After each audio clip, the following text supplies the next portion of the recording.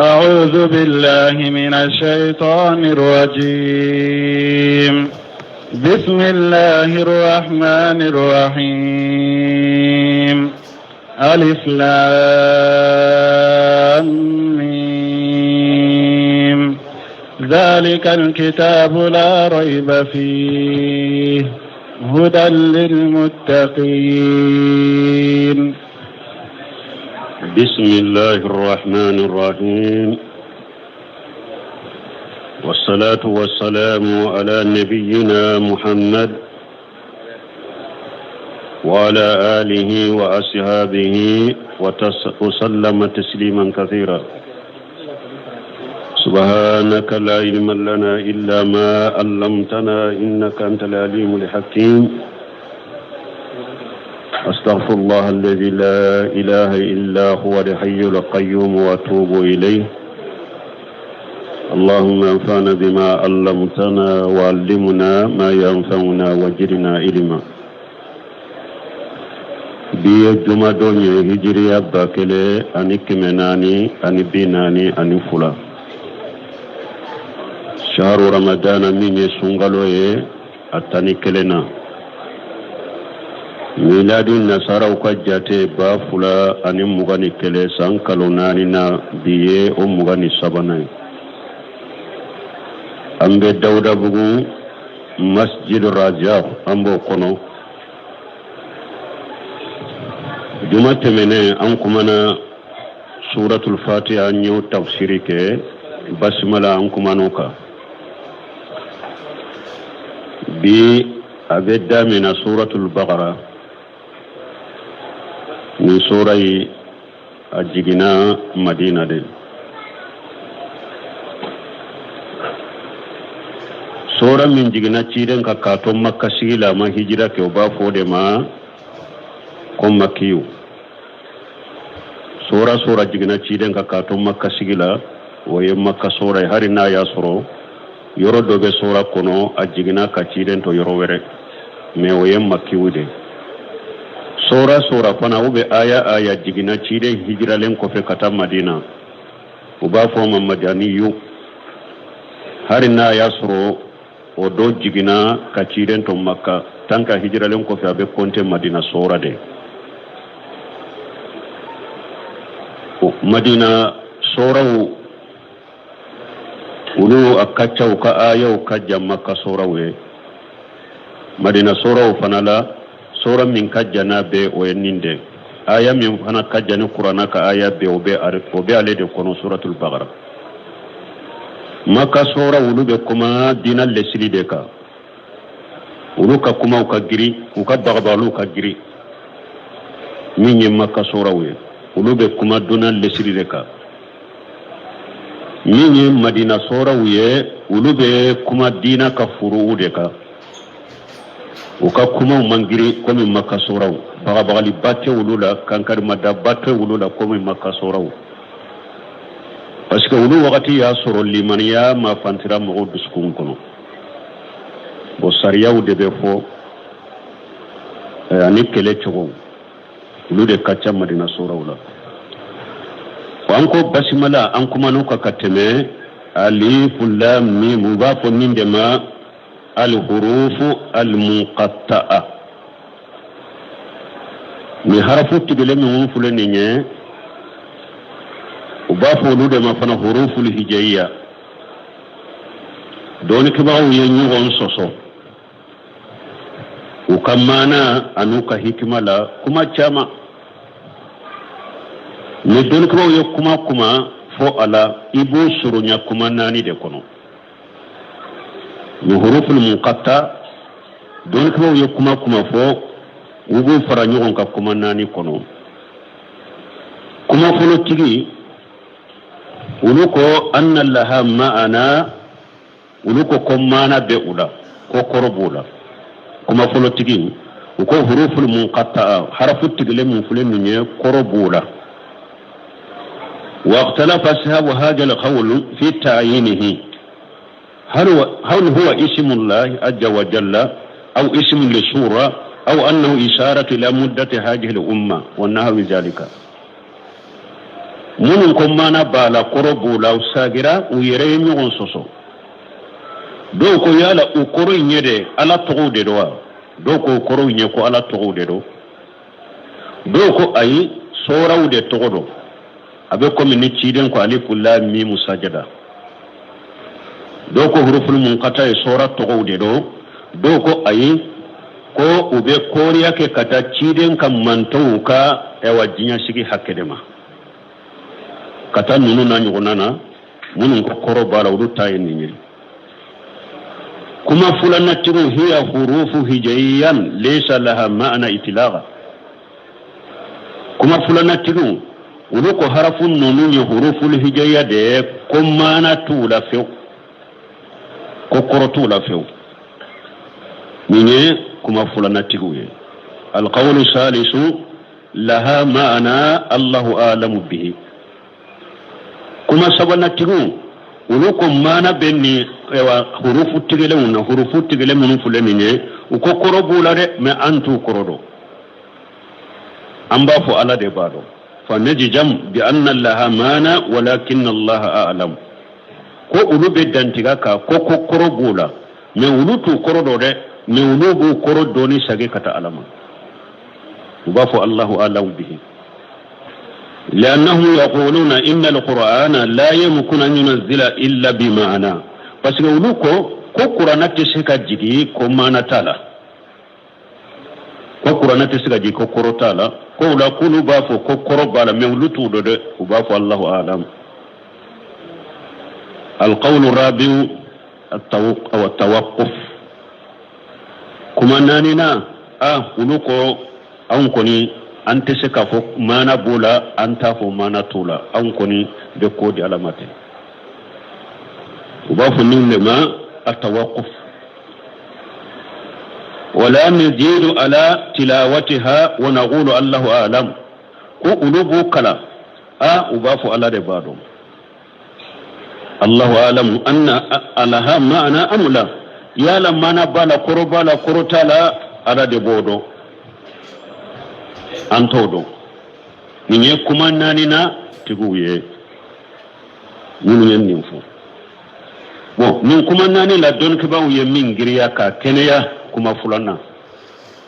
ka fo huruful munqata munu fulen ninye korotula yen nin kuma de saha kuma fulana ko korotula huruful hijaya de do mana tula itlaqa to ya bela ulu fana yu della ke munye ko parce que qur'ana jigina arabu ka kandela arabu ka kan qur'ana jigina odela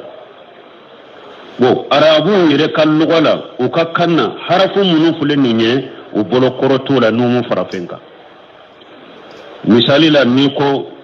alif korota la arabu kanna taw korota la arabu kanna saw korota la arabu kanna زيم كروتال عربو كنا هاو كروتال عربو كنا فهي كذلك وكولا حروف المنقطع بوچودلا حروف هجائيه حروف هجائيه دو ما طولا من كما فو مجاهد عليه من كما فو تفسير كلاولا اكو كروتولا ما طولا parce que arabu yere kalluwala huruful hijaya kelen be korotala donc qur'ana digina arabu kandela korota ni harafu tigilon fanala wa mimi shaykh islam ibn taymiya ayode sembentiya min nan ko korotula do mana bula u do mana yemunye ka qur'ana de sayra tahaddi al-kuffar ka qur'ana ka de sayra ala yaira arabu lade qur'ana fule ama jigin harafu wurela aka harafu done unde do men ko aka fara nyugon ka kana ni qur'ana nyugona udde sera nko aka na ni sura tanye adde sera nko aka na ni sura kelenya udde sera nko aka na ni aya kelenya udde sera donc yaira ko danfin ka kote qur'ana la harafu tigele unde ninde yira qur'ana jigina ka harafu done unde la de men ko be ka fara nyugon ka kana ni qur'ana nyugona adde sera anko sura ta desera anko sura kala desera anko aya kala desera tahaddi lil kuffar ka kafiru ka desera ko mogotte senen qur'ana na harfu tigilen kunyo ode me korotula bon donc ko ayi ko don e wa mana fulana la nyini fulana ko alay harfu tigilen bila sura nunun kunna ko kafiru tunta fe ka qur'ana lamme comme ni afora alif lam mim ku be lamelike ku to la doribe qur'ana kaluka mais donc wa ko ni haklina be se kallafu parce que harafu tigele mado qur'ana bela sura chaman be mado la ani fana nan ko kafiru de tunta fe ka qur'ana lamme harafu tigele nana puru ka qur'ana lamme de bon madina sura do boala madina sora do bala comme an kon ni madina sora harfu tigele mbala munon tumbe madina ulu tunte mankanci qur'ana kalanto parce que limane sabati len tumbe ulu dusukuna donc la nyini ye comme cheikh l'islam ibn taymiya ye mingriya ka qur'ana dese koira bon harfu tigele harfu munun nu sagi keru ka qur'ana kono way harfu tani nani de alif lam ميم صاد راو كاف هاي ياي عين تاو صاد هاو قاف نون ni harfuta ani nani sagi likiran nunun ka qur'ana kono sura kunna ni harfu tigelen nana sura munun daminana sura muga ani kononto kisha wa 20 sura harfu tigelen nana ka sora muga ani kononto de damina sora muga ni kononto de be damina ni harfu tigele nya qur'ana kono sora muga ni kononto bon harfu tigele munu fule ni sora u be damina nu ye ado ye harfu kelende sad wa ya harfu kelende nun qaf nunu ye harfu kelende ado be harafaini wonu ye harfu fulade masala حاميم ويحرف فلان وثلاثة مثال لا فن وثلاثة حرف دوبه وهي سبعة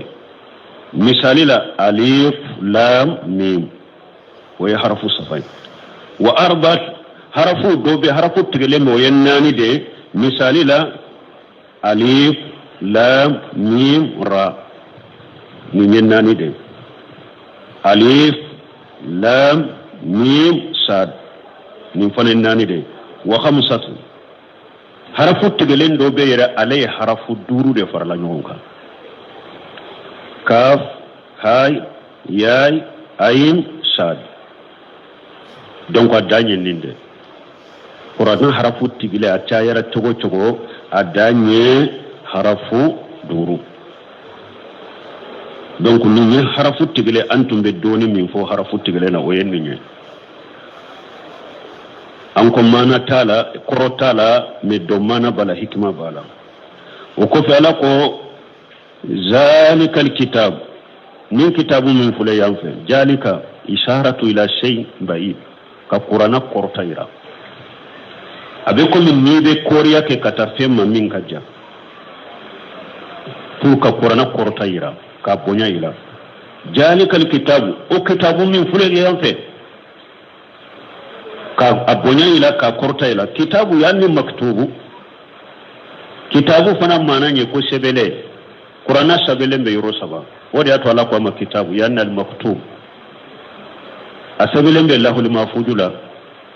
qur'ana sebele be gafe min be malikaw bolo qur'ana sebele mbala gafe min be an bolo qur'ana sebele mba kono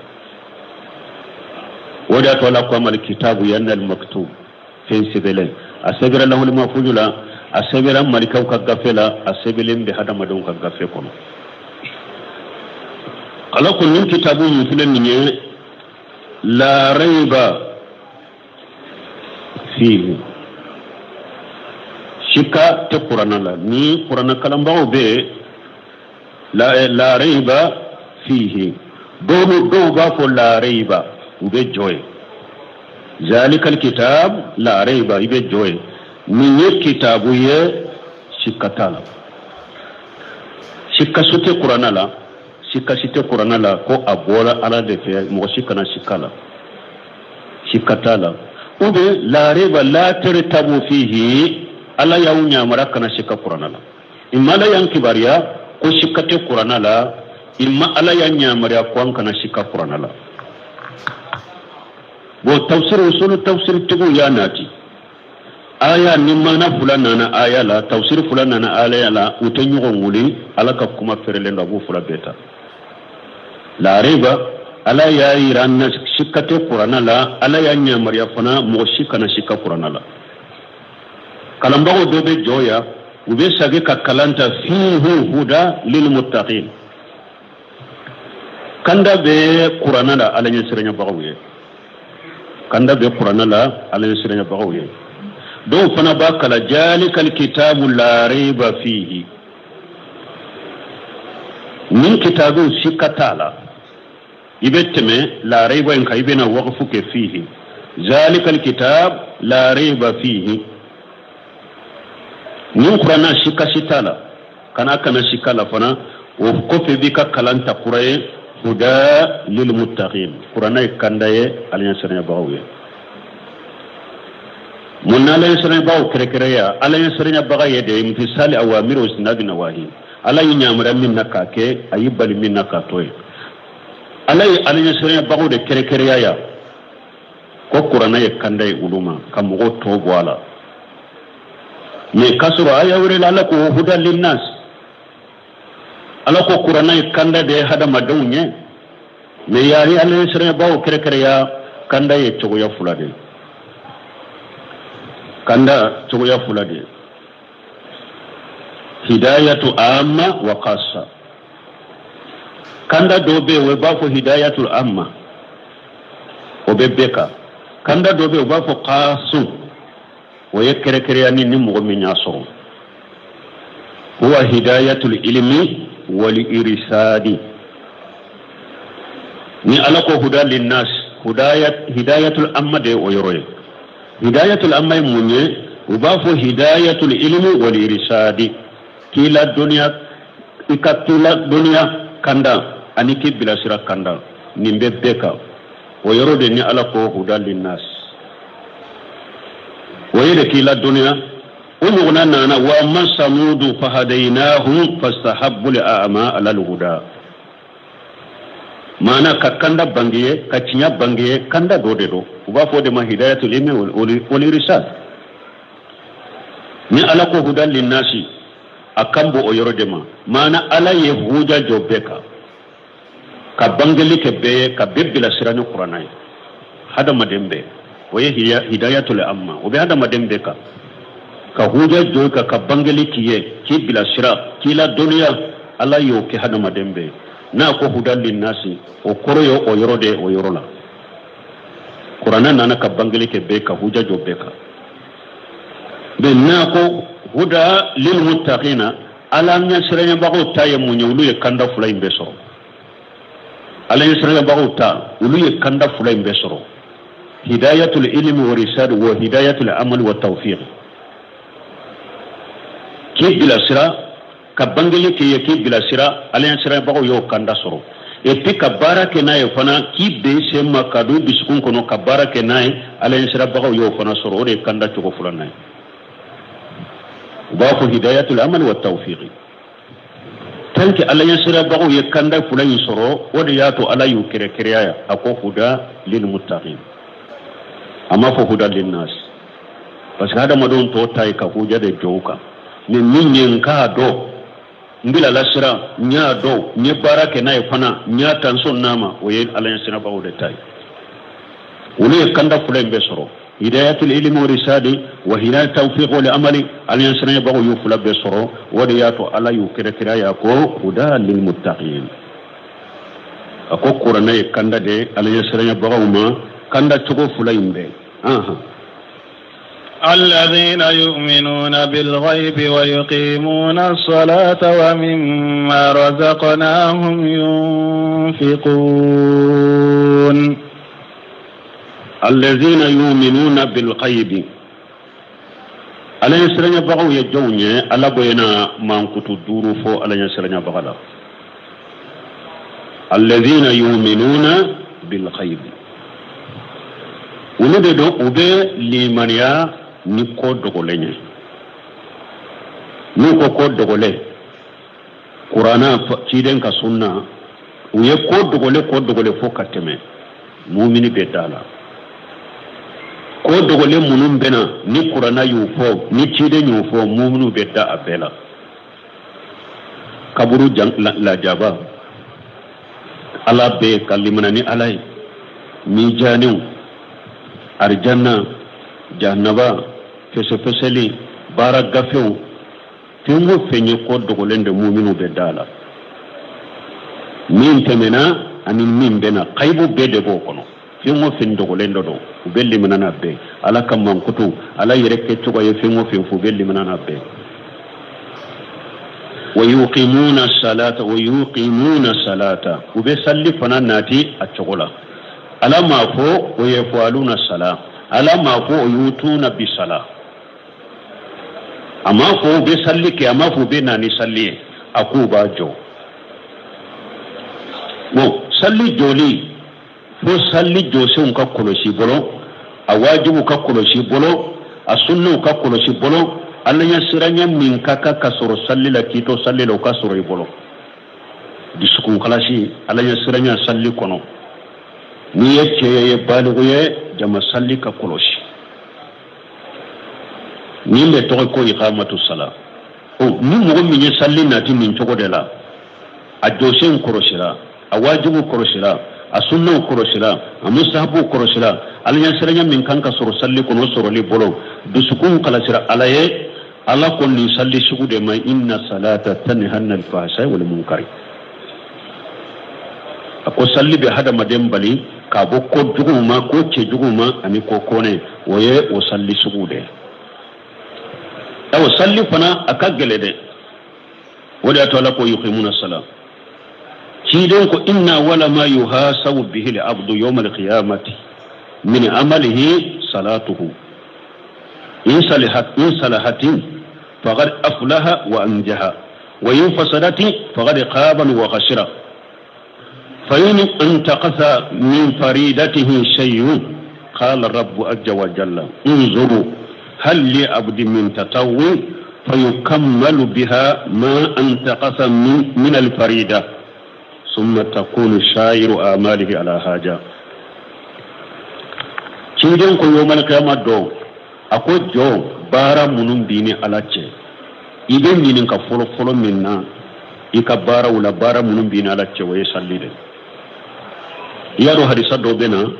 ko jo yomal kama do ala be kiri tige fen folo minna waye joli bonde ne waye de min be damfew ni nyogonche hakke o kiri be damina joli bonde la mais hadama denni alace ka hakkew o be damina sallide la ciren kon jo ika bara wala qiyama ini alace ibe min ka fen folo minna o ye sallide ni ka salli nyana i ganera i kisira ni ka salli ciana dro i bonona i perdila awa ni ka fardaw nagasira ni fen nagasira ka boy ka fardawla ala ba fo malikawiye abafu ayenka jon laje yala nafila sallu ba bolowa ni nafila sallu ba bolo abaka farda dafa noye o ko fi abaka barat to be dafa kata ni ka farda ciana nafila masoro bolo mimbe farda indafa ika barat to te laje ni salli na sira farda sorola ka salli farda indafara donc sal ika barat to be dafa kata te ويقيمون الصلاة وبيصليناتي التغلا لمن دو بافو تصديق جاجمي كدافنا ودي توي كل لمن كدافن دولا لن نؤمن لك إما موسى كمغوكو موسى ما أنت دايلا حتى نرى الله جهرا وأنك الله يأنيانا لمن يهدي كدافنا من أهل السنة والجماعة ويلي من يولى القول باللسان واعتقاد بالقلب والعمل بالجوارح يزيد بالتاء وينقص بالماشية أهل السنة والجماعة وكل من يدين كافو أكاكب بسكون كنو سوفي وكبارا كي abe jidi ni ala bato ni ala bato abe jidi ni ala kuta be nagashi min del limane ahli sunna wal jamaa bolo iyado minye al murjiyaw wulu ko limane ya yede do ko murjiyaw yede tilalendo do ko al qawlu bil lisani wa i'tiqad bil qalbi harni mabaraka murjiyaw wulu ko barate limane la tanke iye akuma fo nena idalembe ala lay dusukuna ko ya banne harni mabara shike iye mu'mini dafalende ba fo ninde mal murjiya harni mabara shike wulu murjiya bolo sisa donc ewa udo taye ninya afo idala abidusukun harni make waleke wo ba fo murjiya fana de la nunu fana de taka no murjiya to ba fo nunu al murjiyatul fuqaha ولغة قول باللسان واعتقاد بالقلب من تبارفه ضاف مرجات الفقهاء مرجاء كانت دوبه ولغة القول باللسان فقط وإن لم يعتقده في قلبك كن نين يا فدر لمن يا إن كفدر هر ناتي بسكون كنو هر نما بارك بو ني منو فلنيه murjiya kalite min fulen ni ulu bol abdullah ibn ubayd bin salul mu'mini de do parce que ulu ko li man ya yin ka fo hari ni ati dusukun kono ulu nyen ka kalite fulan nay ulu bol abdullah ibn ubayd bin salul mu'mini de do min fana filini bidiya o kalite sabana ulu kal i'tiqadu al i'tirafu bil qalbi wa illam yantiq bihi wa lam ya'mal murjiya kalite sabana ulu ko kulli man ya da ala lay diskun kono to inne kana fo yere ike wale kana ira yele donc nunum bolo makka kafiru murjiya kalite min fulani ne makka kafiru ye mu'minu de firawna ye mu'mini de ko parce que kay diskun kono doro hari nin ne ma ko tanke yere ba do diskun kono ko ala be ko ye mu'mini de ulu bolo firawna ye mu'mini makka kafiru ye mu'mini nimbe kuma cinyale أهل السنة والجماعة كما لمن يلا ودي كما قول باللسان واعتقاد بالقلب والعمل بالجوارح يزيد بالتات وينقص بالماشي لمن ينين وقف لكم ومما رزقناهم ينفقون ألا يقرجك منا وبار أدون نفقتي ألا يقرجك منا وبار أدون نفقتي nafaqati munu mi farda nafaqati o be yen kono jakaw ubu ka jakaw bo u ka dembe min nafaqati wajibirika ubu ka dembe ya nafaqati baraji nyini kan nafaqati sadaqati bo kala ka dina deme ka hinna fantawna ka sinji tugu ube nimbeke min kede hay o mimma lili tabidi ala ya irade ama hada maden kan nafulu be nyini fe ado min lili tabuid ubu kan na folo mu do na fakati min ye fardai min bu ni alace na fakati min ye fardai mun bu no kamara fence ani paraji nyinita alai garjaga minna har ni mi kan na folo bebbo ka sadaqati ala ya do de nyinifa be ma nyinife min mana yo de lili tabuid na ko arjaqnahum ala ya ira shetigula na fakati kelawula ka fon na fulo min bi bolo ka ceyate ikiseyate ikebuyate ne ala de do wada to ko rajagnahum ala de garjage ala de garjage u yere ka fangate u ka ceyate u ka kebuyate ala de ya garjage ala puri kado min bi bolo ala de kan nema do na bi bolo aha والذين يؤمنون بما أنزل إليك وما أنزل من قبلك وبالآخرة هم يوقنون والذين يؤمنون بما أنزل إليك har dulu ala nyasre ma o kam man kutu de do nya fo to mi duru de do nanyu da fambe sagi ka kelen fo ulu de do ubelli manani fenye min jigine ka cide qur'ana ani sunna kula de jigina cide nga qur'ana ni sunna ubelli manani qur'ana ye hadisa munun fana sabatirai bolo ubelli manani ofulani ma unjila ilayka abe qur'anata abe hadisata parce que mogo do be soro jiya kono sisa ko alquraniyina ko ulu belli manani qur'ana de ko min be qur'ana kono ko ulu be soma be barake noy ko min hadisa ko ulu maswama ko hadisa galom bala munkaru bala defu bala don ke bawo be benaka mogo konne sonna qur'ana koma maso hadisa koma ye kafir de imaso har qur'ana koma parce que qur'ana de ko tugu ala ko ka tugu ciden ko qur'ana de ko ma atakum rasul fa gojo man hakum an fantahu ni mogo konne sonna qur'ana koma maso hadisa koma imaso har qur'ana koma ye kafir de qur'ana de ko wallazina yu'minuna bima unzila ilayka qur'ana de ko mun limanani fenye min jiginika hadisa jigna ciden kare o ma yanti wani hawa in huwa illa wahyuha Allah ciden alako ako ciden Muhammad akwate kuma nan din wai fin wata ya ko wahu da cirama donc mugo konne limana ni qur'ana maso hadisa koma har yi maso qur'ana yere mai kafir de islamai et puis atigi bato chogota atigi la tesika la bato fana de parce que qur'ana ko wa qimu salata wa atu zakat akwai sallina ta chogola o de kula ya fano yuqimuna sala ube sallin nati a chogola me yala salli fana ya arakan naniye la sare arakan naniye future sabaye safon naniye ute qur'ana kono hadisa de nana ko perper la tigaye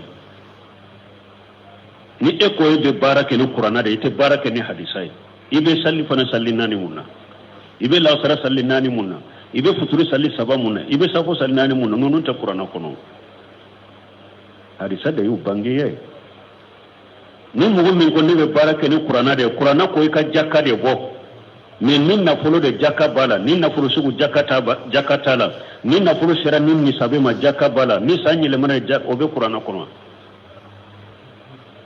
donc ibe jakka bo chogori ni ma barake ni hadisai min ni hijiye ala ko hada madew abauka ala ka so ni mugu min se soro ikata hiji ni manashika munun be hijila ciden da yau ke ako kojo an ni manashika kum akwai yaka bato yoro minanna bato yoro munun be ke hijiro la bete qur'ana kono hadisa de nana ku perpere latege ni alquraniyuna utaye ni malli manani ciden ka hadisai donc iye kafiri de malli manani har qur'ana ni koy be baraka ni qur'ana drone ite sika la bato fana ciden ka hadisa daifu bala mawdu bala munkaru bala mais ala ye cewdi islamiyana ka be tente ka be bonyona ala ye cewdi islamiyama ka be sege ka be bonyona ni sabatira ka bo ciden bolo o sege ra ko do ko sabe ni masabati ciden bolo o donna ku sabe o nyagambilente eba so eba fonne ka doni de masama na be tente le ndo nyagambilente u bolendo nyogonna ni munun ko le qur'ana dunke nulu ta boray jamana yin fana kona be mo chama hakilila har qur'ana tigu ka hakilina har nu ka aqida nyugona te ela abe chama hakila ko ni ya fo karamo ka be qur'ana kono folwa ko ni ya fo ko be qur'ana kono wa afwa tigiye hinwo fe ni hadisa de sabatirala ni ko ciden kon nin ka fote nin ka kete akanan nin ke tanka hadisa sahalin sabatirala fo tigiye ko be qur'ana kono abdullah ibn mas'ud dondola akom mogommi lana allah alwasila wal mutawashila akom mogommi bena mesi tugu mogo kunna ani min ba nyina fa kana mesi tugu kunkula be dangaleno abdullah ibn mas'ud tumama yin fo akom munante mogo danga mogommi ala ya danga cirenda nya danga ka dangali be qur'ana kono muso do be ko ummu yaqub akwai abdullahi bin mas'ud ma koy janto ka kuma fotala e ko mesi donna dangale ndo ko be qur'ana kono ni qur'ana ta fatiha fo wonna si nya be kala me ko mesi donna dangale ndo ne ma ya kono de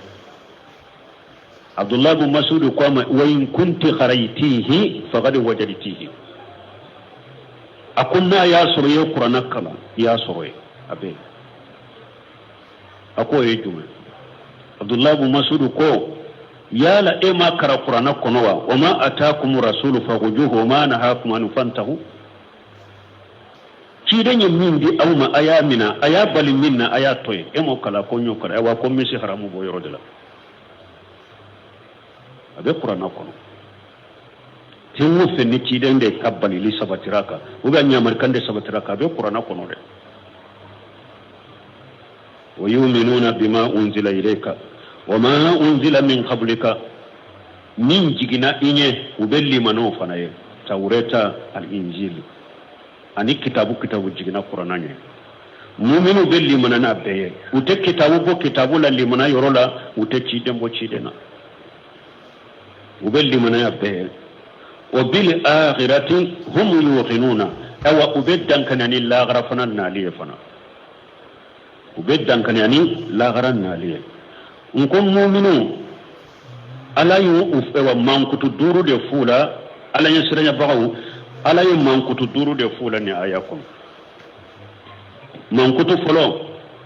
al imanu bil ghaib ubelli manani ko dogole wuni mankutu fulana iqamatu salah ube sallinati atqula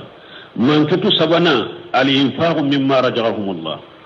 alay garjage minna uba nafaqati farda jakaw be bo ukadem bay na fatumi wajure ka ubabo achogola ube hinna fantawna ube dina deme ube sinjitu nye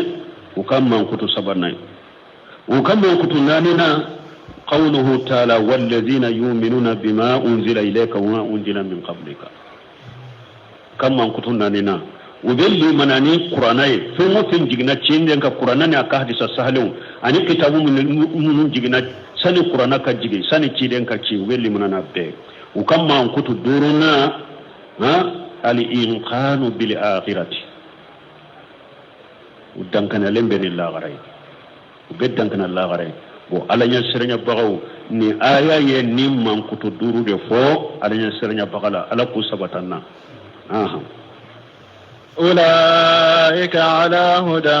من ربهم وأولئك هم المفلحون أولئك على كوني على ينسرنا بغو فلده على هدى من ربهم نونون دبي كندا بمبوري تيجي على فيه قرانا akachani ala be kanda fo abo fo bi harafi ala kake komi be fendo de ka na be fili fo abakir bi fi kake komi be fen kono inna aw iyyakum la la huda aw fi dalal mubin inna aw iyyakum aw ube aw andola kelebe kandaka ube andola kelebe fili kono kanda la yokebi ala parce que kanda be mo korota de mogo ni kanda le no be tinyaka ibe kanda ko be mogo korota de fili fana bi jigide fili be mogo jigide kanda be mogo korota de wodi atola ko ala huda ulaika la huda mi rabbihum nunum be kanda ka kanda kera ko mi yele nan kan fe ka bo ala fe ka duma nu ba san fe ulube kanda ka kanda mi mboro tigi ala fe wa ulaika humul muflihun nunun de ye mogoye ube min nyini ala fe jiano lagana jinani lagara la ba kuye ube sira ka joro min na jinani lagara la bukisama fala hayen ninde ibe min nyini ko dima ibe sira min ye kitisama wode to ko falaha taw falaha be ninti la mo re nimman ko to duru sabatira mo gonoma minye mujahidu ako ni sura kono suratul baqara damina la ko ala ye mogoti la sabay aye mu'minu fo aya nani kono aye kafiru fo aya fula kono aye munafiqu fo aya tani saba kono aya suru nya fawye suratu fatiha laba ko ala ye mogoti la sabay fatiha la alay mo tila sabay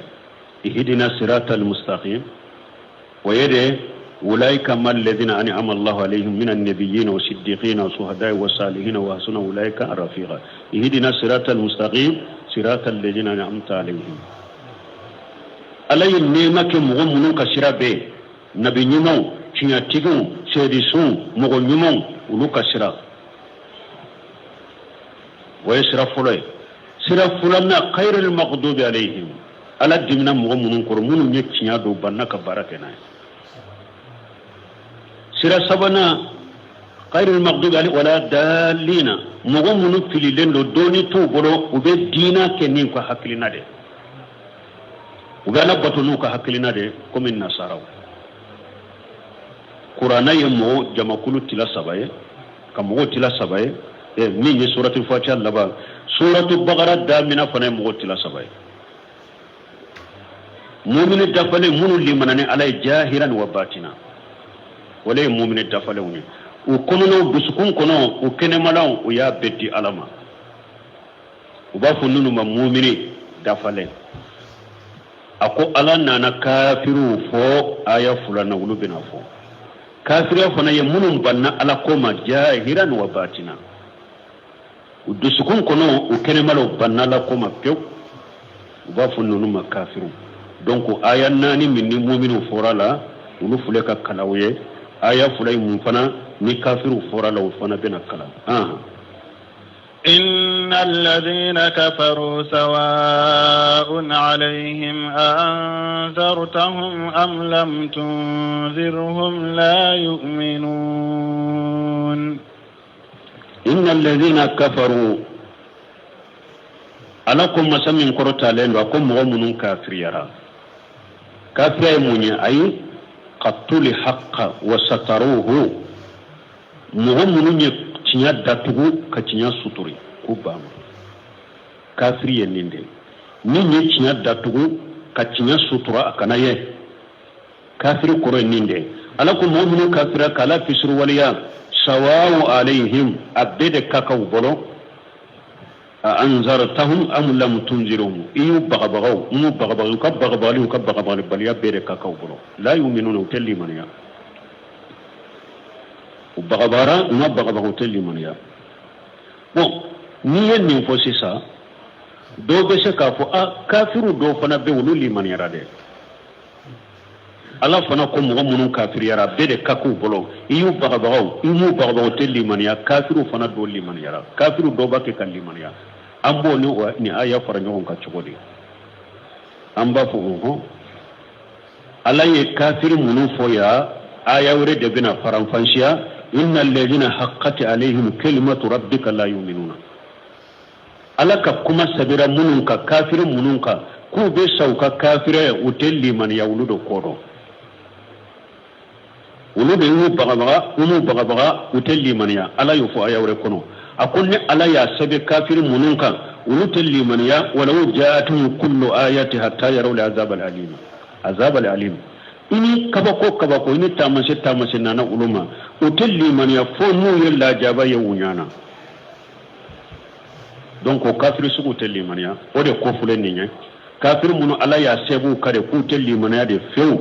abede kaka ulu bolo yu baga utelli man ya men ya ala ya latigi ko kafir min be liman ya ale be liman ya ka kafir ya ko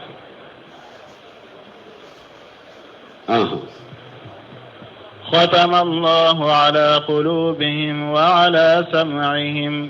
وعلى أبصارهم غشاوة ولهم عذاب عظيم ختم الله على قلوبهم ألا يتمپون نورو قدسكون في وعلى سمعهم ونيو فنا كان يداتونك ونيو فنا لا وعلى سمعهم أنيو تلو ألا يدسكون تنفو كتلو داتو وعلى أبصارهم غشاوة كفلaka fana bilo nye dauka ute foye falaka ko bila wulo do ba fo bugu iyare ni tara mo do nyabe mi ite foye ni tara ni docteur ba laje nu yi laje u ba fo bugu de ba ka be se ka opere nu ya opere ka bola doro ibe fenye qisawatu yo ode ala ya falaga ni bugu ala yo ode bila unyeda uka wala huma azabun azim la jababu ye la jaba minna kapo kosobe donc kafiru fana fora ni aya fula kono bo kafiriya nonia duru de do nu ko kafiri kalite duru de ye kafiriya ya be kafiriya kumbaba kufur li juhudi wa takzib kafiriya do be kimba anika alaka ayaw galontiya o kafiriya be komi firana nun ka kafira nyona wajahadu biha wastayqanat anfusuhum julman wa ulwa ibafu kufur li juhud kafira to ya fulana oye wa kufru nifaq kafir wa kufru al-ibai wal istikbar ani kimba ala tama kinyire bonya ala taka kafira to ya fulana yode yere bonya illa iblis aban wastakbara wa iblis ka kafirai ka baka yere bonya ala tama uba fo de ma kufru al-ibai wal istikbar kafira to ya sabana uba fo kufru al-iradi كفر الإرادة والذين كفروا أما أنذروا معرضون alakum mo mun kafira nu yulu baga baga dro bipa go kodi o ba fu kufru li iradi wode anya sabana de foninye ha sabana de fulenye wo nanu na kufru sakki uriba shika ka shika ala kola wo fana kafiriya sugu ya do ala ko koni fo ka dankana no de ni shika shikara la kola do ye kafiri o ba fu kufru sakki ka shika ala kola kafiriya wode nani nay duruna o ye jumaye kufru nifaq kafiriya minye munafiqiya kafiriya komi mini bena nyofe e idiskun kono kafiriya be me kene mala ibo ke islamiya bo kafiriya nin kalce nani de ye nin kalce duru ninde ye kafiriya noni ya wuye nin kalce duru donc ni ala ko kafiru nin kalce duru be ba kono min ka kafiriya nin kalce duru kelen keleye ni ala ko innal ladina kafaru yera nin kono ومن الناس من يقول آمنا بالله وباليوم الآخر وما هم بمؤمنين ألا بنا أنكو كافر فورا آية فلقنو أنفلك بولو فنتالا ولي منم بنا على مجاهرا وباتنا كنما لا أن يكونوا لبه bon abena damina munafiqu de la sisa ulu limanani alay ba ulu e walli manani alay jahira me u kafirani ne alay batina mana ulu yukene mana di muslimama ko ka konona di kafiruma ba fode ma ko munafiqi mimbe kenema ani mimbe kono utekelenya anko mu'minu ayanani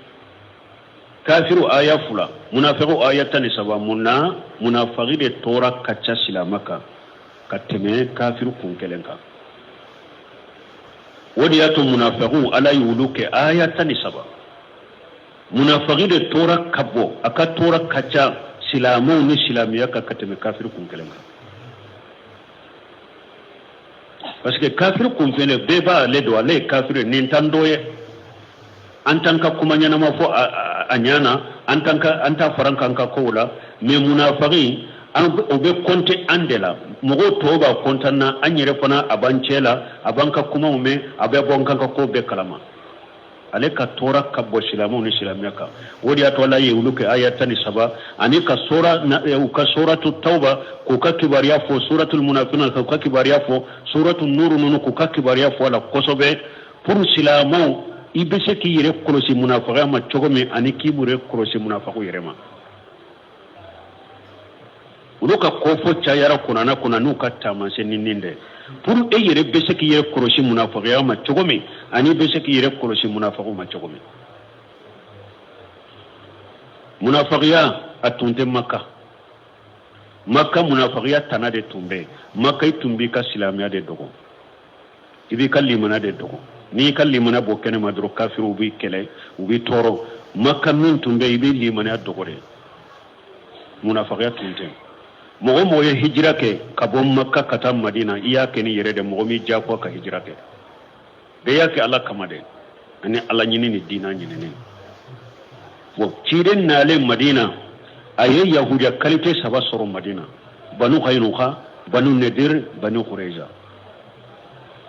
aye ni yahudiya kalite aye nonunde soro madina ciiden ni yellahido do nyogona ya soro fangate islamiyala aye lahido do ni nyogonce ka ala ta ko fe ka yere kalifa wala ni marimu na kerefe mo be kerefe dugu be wa yasur abdullah ibn ubay madina kabila fula be uba fo le ausi wala khajraj ale tunyar khajari gan kaw kan nyema de sadu ibn ubay day ale ausi kan nyema ne tuma me cide nyere tumbena ewa madina samire ayasur madina kaw benala abdullah ibn ubay de tunka corona be ku be ake groupe fula imbe kabila fula imbe kama sake utunyore nganyata sa kwa beke kabila fula imbe kama sake wo sande hera nana silamiya nana cide nana madina mogo limana ne cide nya katugo cide ko ale kan nyema yana kama sake ya min tundo na program do borala depuis o kera de sa dimiya de so depuis o kelen de sa cide ka juguya ni dimiya de so amashe ka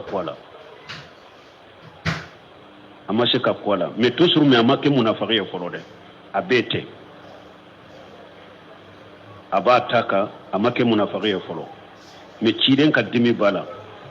me tuma me badri kele inkera la ye mu'minu deme ka kafiru kam mobi wolon fula faqila kam mobi wolon fula mina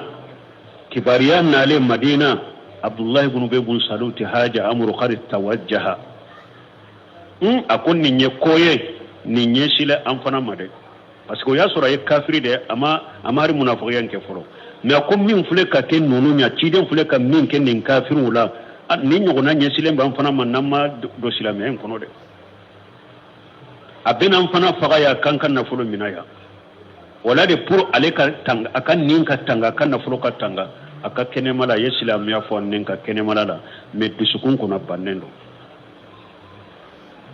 disukun kono kafiriya be aye silamiya bange pura ka joli na kan nafolo be tanga chogomi ani mogo munu fana ba no fe a chama nyake o chogola bo munafiqiya donna dina kono ni chogodela nifaqu yere mina nafaq o yere dinga dugu kolo kono nafaqul yarabuy geleni abe geleni ndo ni geleni nye dinga tige adonna kono abe daba be dinga la dinga sanfila fana abatige kata na tora doniye abatoy ni ya degu ni dinga baynye dura be ni tuniya kunkolo ya bebo onni e ya sanfila laje e ba fo dugu kolo de ja dugu mala dinga be na fa yeninde ak sanfila na akono na tekelenya munafiqu tay ode ni mbe yira kenema ani mumbu biskun kono ko kelewunte munafiqiya fana chogoya fula bala nifaqu al-i'tiqadi wa nifaqu al-amali munafiqiya chogoya fula dero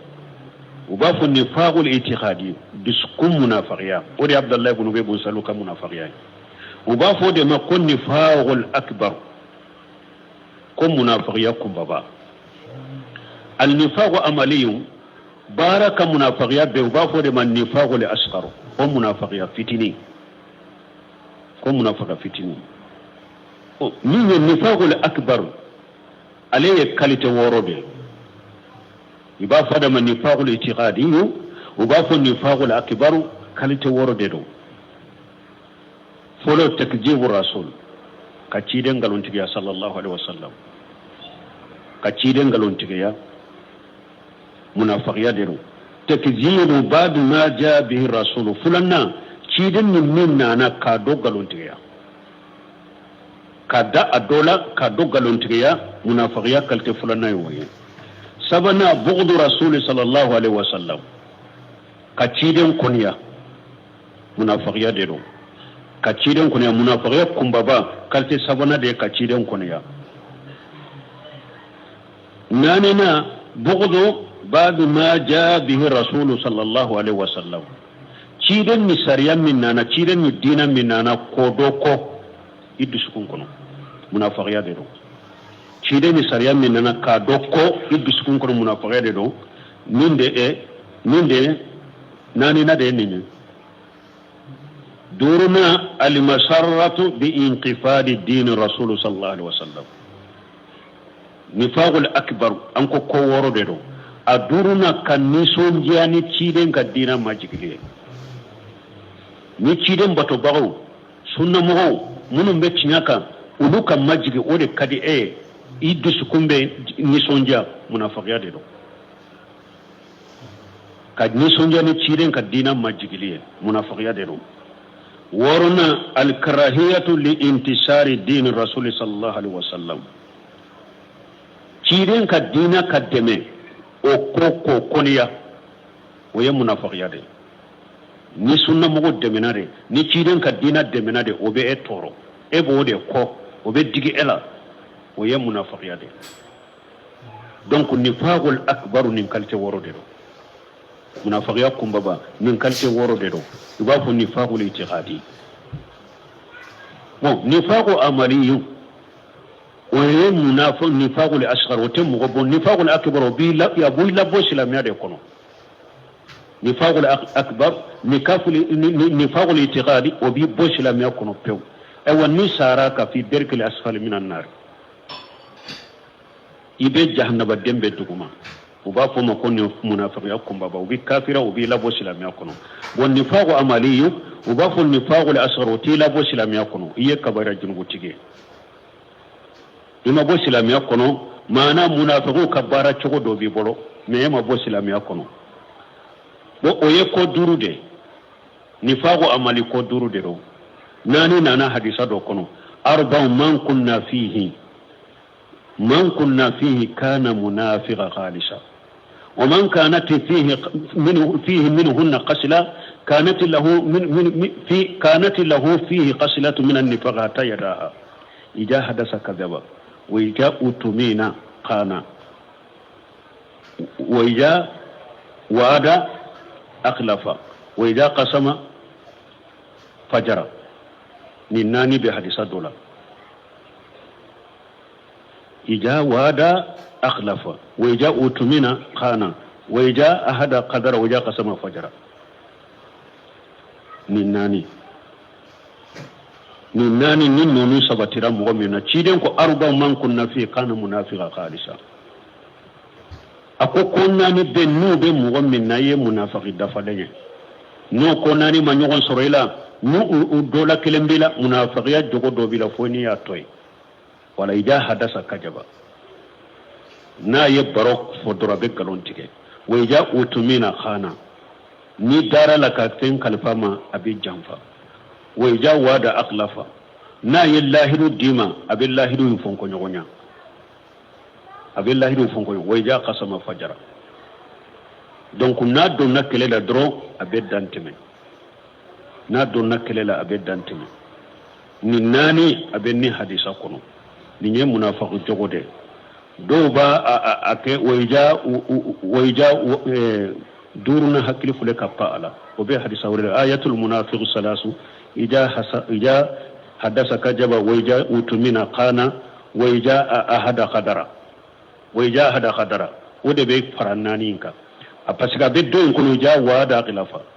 ni ni wayja ahada qadara obe ni riwaya kono don ko be nununde faranyo kan ni faqu amaliyu min kalte duru de do ni faqu amaliyu min kalte duru de do ni nunun jogo bila oye munafiqiya fitini atila bo silamiya kono me kabayra junugo tikiye donc munafiqiya nin kalte fulade donc ala ko ni aya kono ko minan nas man akom mogo do fana be mogo wala yaqulu amanna billahi ale ba ko ale limanani alai nena وباليوم الآخر أبافكو على مناني دون لباي وما هم بمؤمنين مي بسكون كن مؤمنين على كو فنا مغو بي أنينكا أبافو على مناني علي أبافو على مناني دون لباي مي أدسكون كن مالي مني donc مغو دوبي مغو لو فنا كلا حلا بين شغلا نين تقوم منافقيا عليا ككوننا دي كافروما ككنملا دي سلاموما يخادعون الله والذين آمنوا وما يخدعون إلا أنفسهم وما يشعرون يخادعون الله والذين آمنوا منافقون وبألا الجنفا وبمؤمنون الجنفا ألا كالجنفا يا جماعة tanke munafaqi aya kene mana di islamu ma konona be kafiru bolo alaka hakke munum ba ka islamiyala ni atunye kafir kunkele o hakke utese ka minala parce que aya ka jahiru di islamu alaka jamfa yorofule parce que na tunye kafir kunkele hakke dobe islamu bolo kata kafir kunkele ma mi tankale ya ka jahiru ke islamu o hakke ubebi parce que ba jate silamade mu'minu janfali ya jumaye jahiru dirawma aw nyana ando de ninye ana baka kuma fo nyogon fe ana baka erenyo ke nyogon fe donc ka soro ja ka dote munafiqi be ala janfa abe mu'minu janfa wama yaqdauna illa anfusahum wama yashuruna ne alatu alako utake ka foi janfa ni yere kunte non sobilente o de law munafiqin yana ibe ala de jamfa munafiqin yana bake ka mu'minu de jamfa ala ko ibake kire de jamfa ala be se ka jamfa ayi to ede ala te se ka jamfa abika gundoni ka bange bedo abika gundoni ka bange bedo bo ibe mu'minu pana jamfa liminke alla ban tora be sagi kan yere de ma Allah jaba jiyan Allah jaba kaburu kun Allah jaba la garate sagi kata mosimani yerete donc ara to ala ko u bake ku yere de janfa mu sobilente odela parce que tora bebe laba yere de ka a tora pese ala be mu'mini kisu toro ma tora sete alama u be munafiqiya mina abe kolo na nyaman na tora bebe sagi yere de ka oda to ala ko bake ku yere de janfa في قلوبهم مرض فزادهم الله مرضا ولهم عذاب أليم بما كانوا يكذبون في قلوبهم مرض دون كسير كسك شكابو دسكون كنو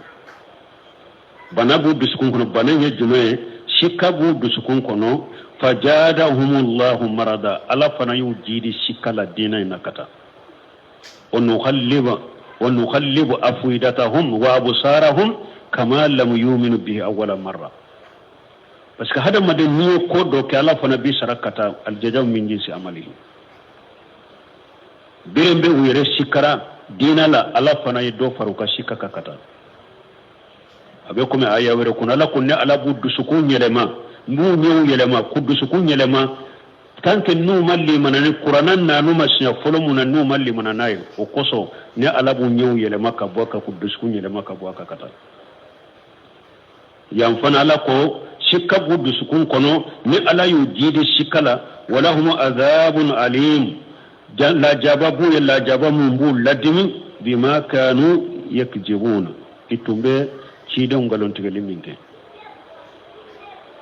abena kalanchugo dola yukajibuna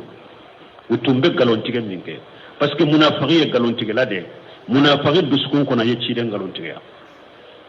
yakjibuna itumbe chide galontige galontige liminke o koso la jababu yimbu la dimi nuko yukajibuna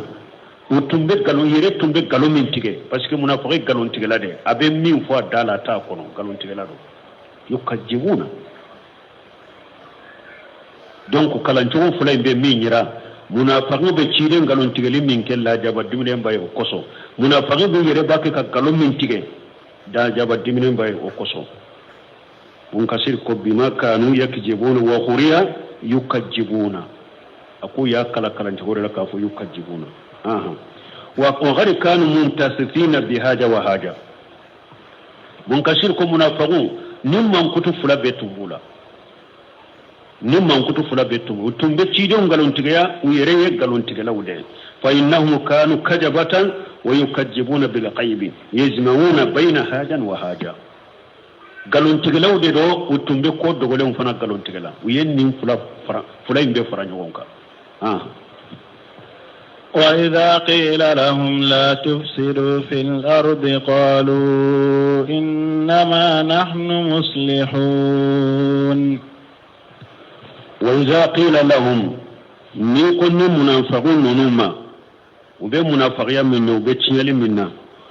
لا تفسدوا في الأرض أكنا تشيل كدو كلوكا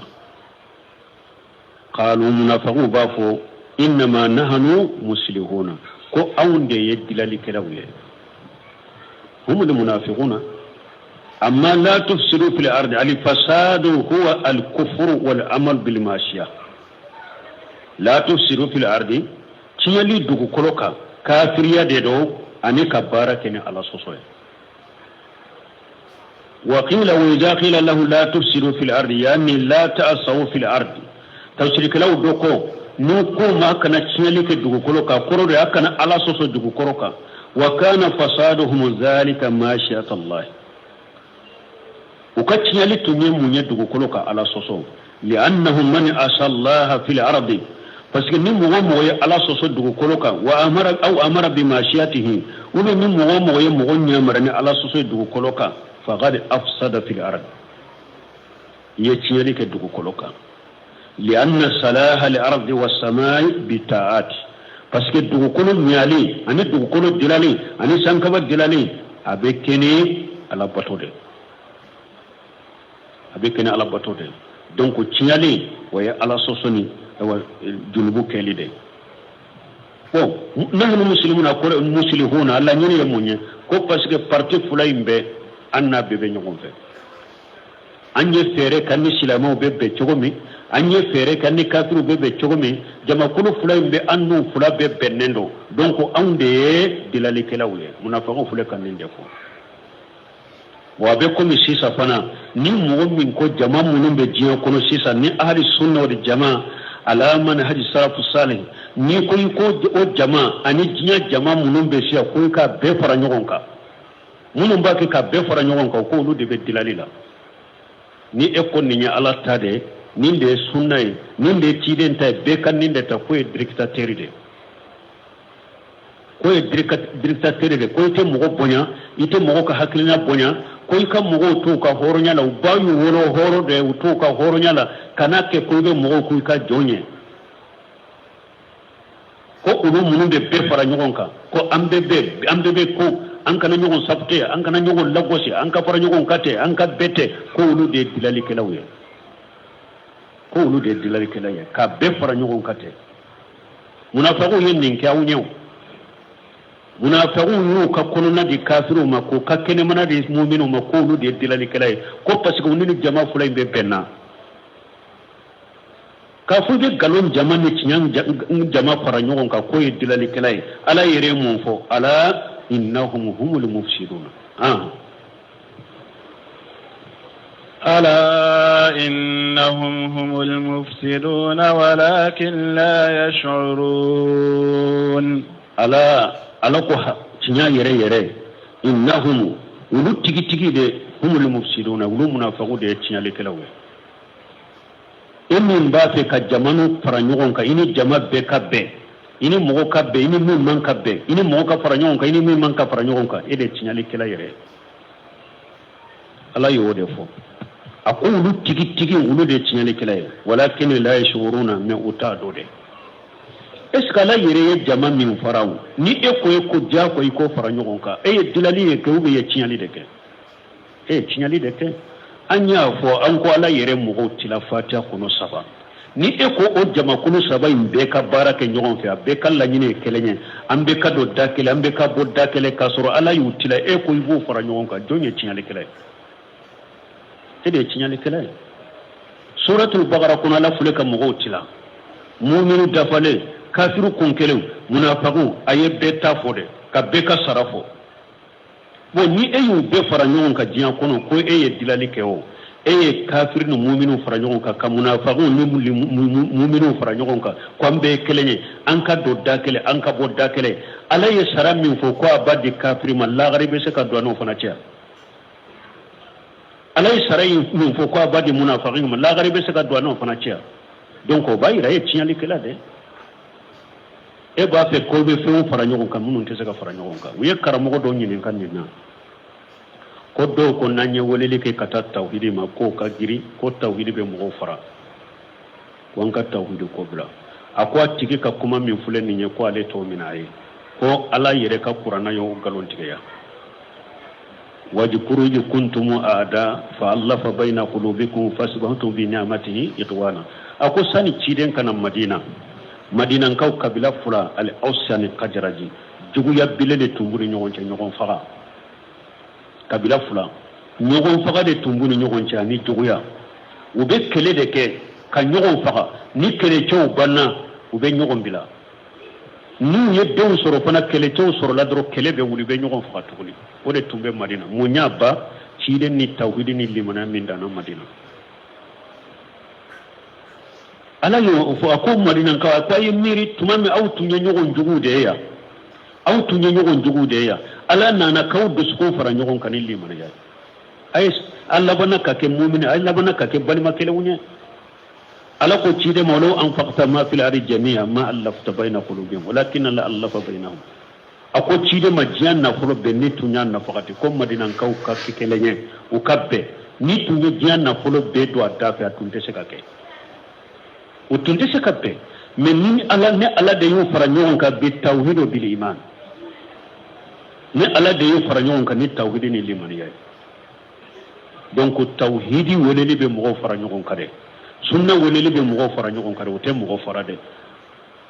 munum baake ka bidiya siraw ka hijibiyaw sabate ka bidiya siraw yere sabati jamana kono fente fuye wotella gosu ka bidiya te irula annu beye kelenya anka fara nyogon ka tan kan dade nyogon na de aw de baake yere ka silama fara jamana kono parce que bidiya de be mo fara bidiya de be mo fara wani ya ton doni ka bagan min yen nin fo ako farali cogo ya sabade do farali dobe o ya wajibi de farali dobe o dagara farali dobe o ya haramu ya ako farali min ni wajibi an ka faraka bon yugo na min ni wajibi amin ni wajibi ikhtilafu wa iftiraqu bayna al-haqq wal batil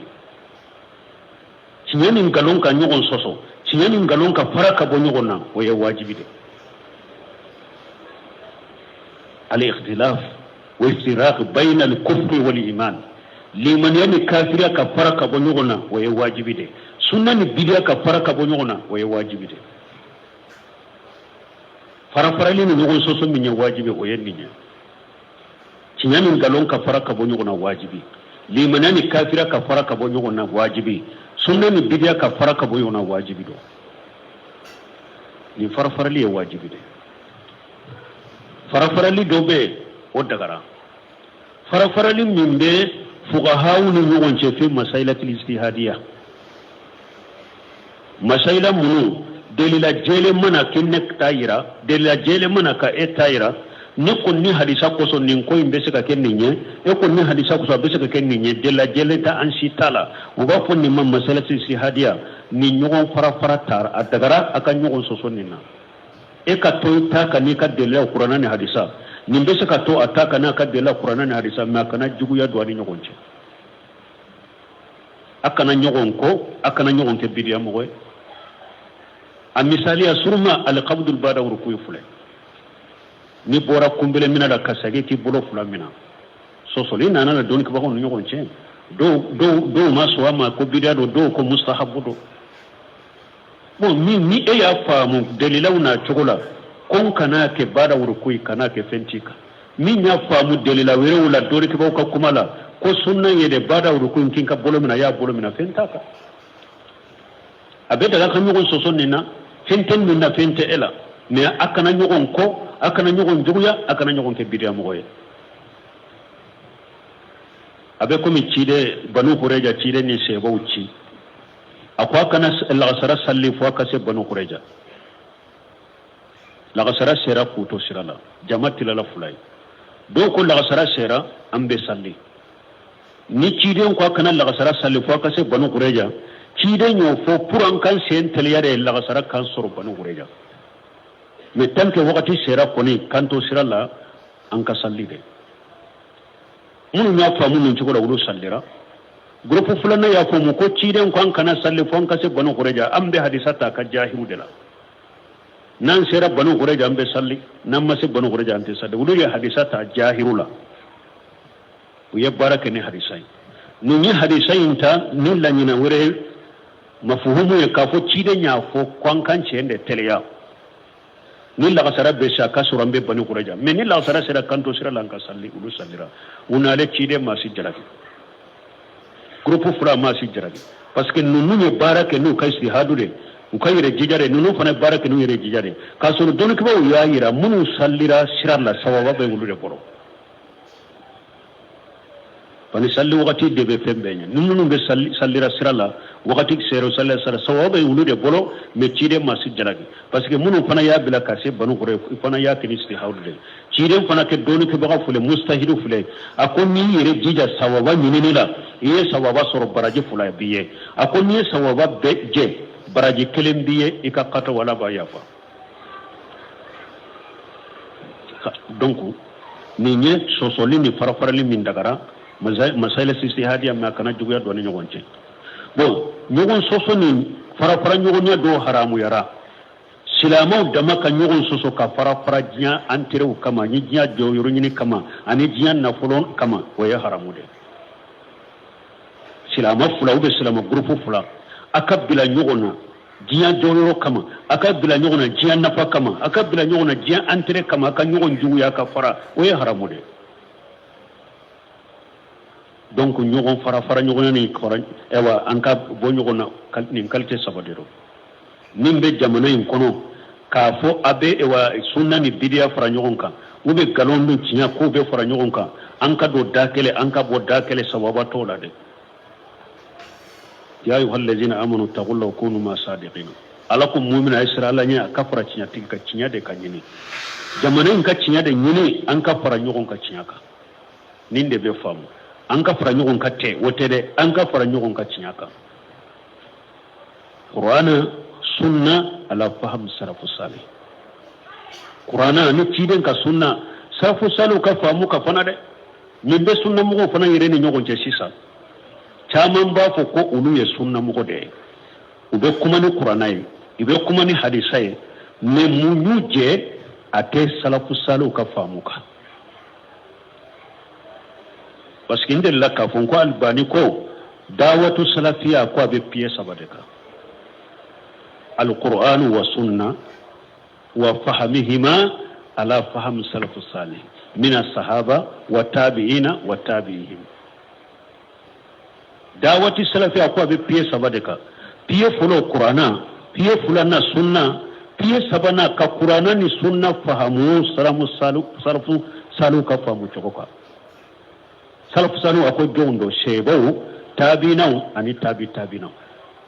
نينجا مكولو سبا ni be qur'ana aya min fo ka tafsiri ka ke ko min dalilai aka soro aben ni jama kulu sabaka famu in kono ni be hadisa min fo ku be dalilai kanai ko dola aka soro aben min jama kulu sabaka famu in ka kana bu ka famu kono o ko fe ako ku jama kulu filila de pegale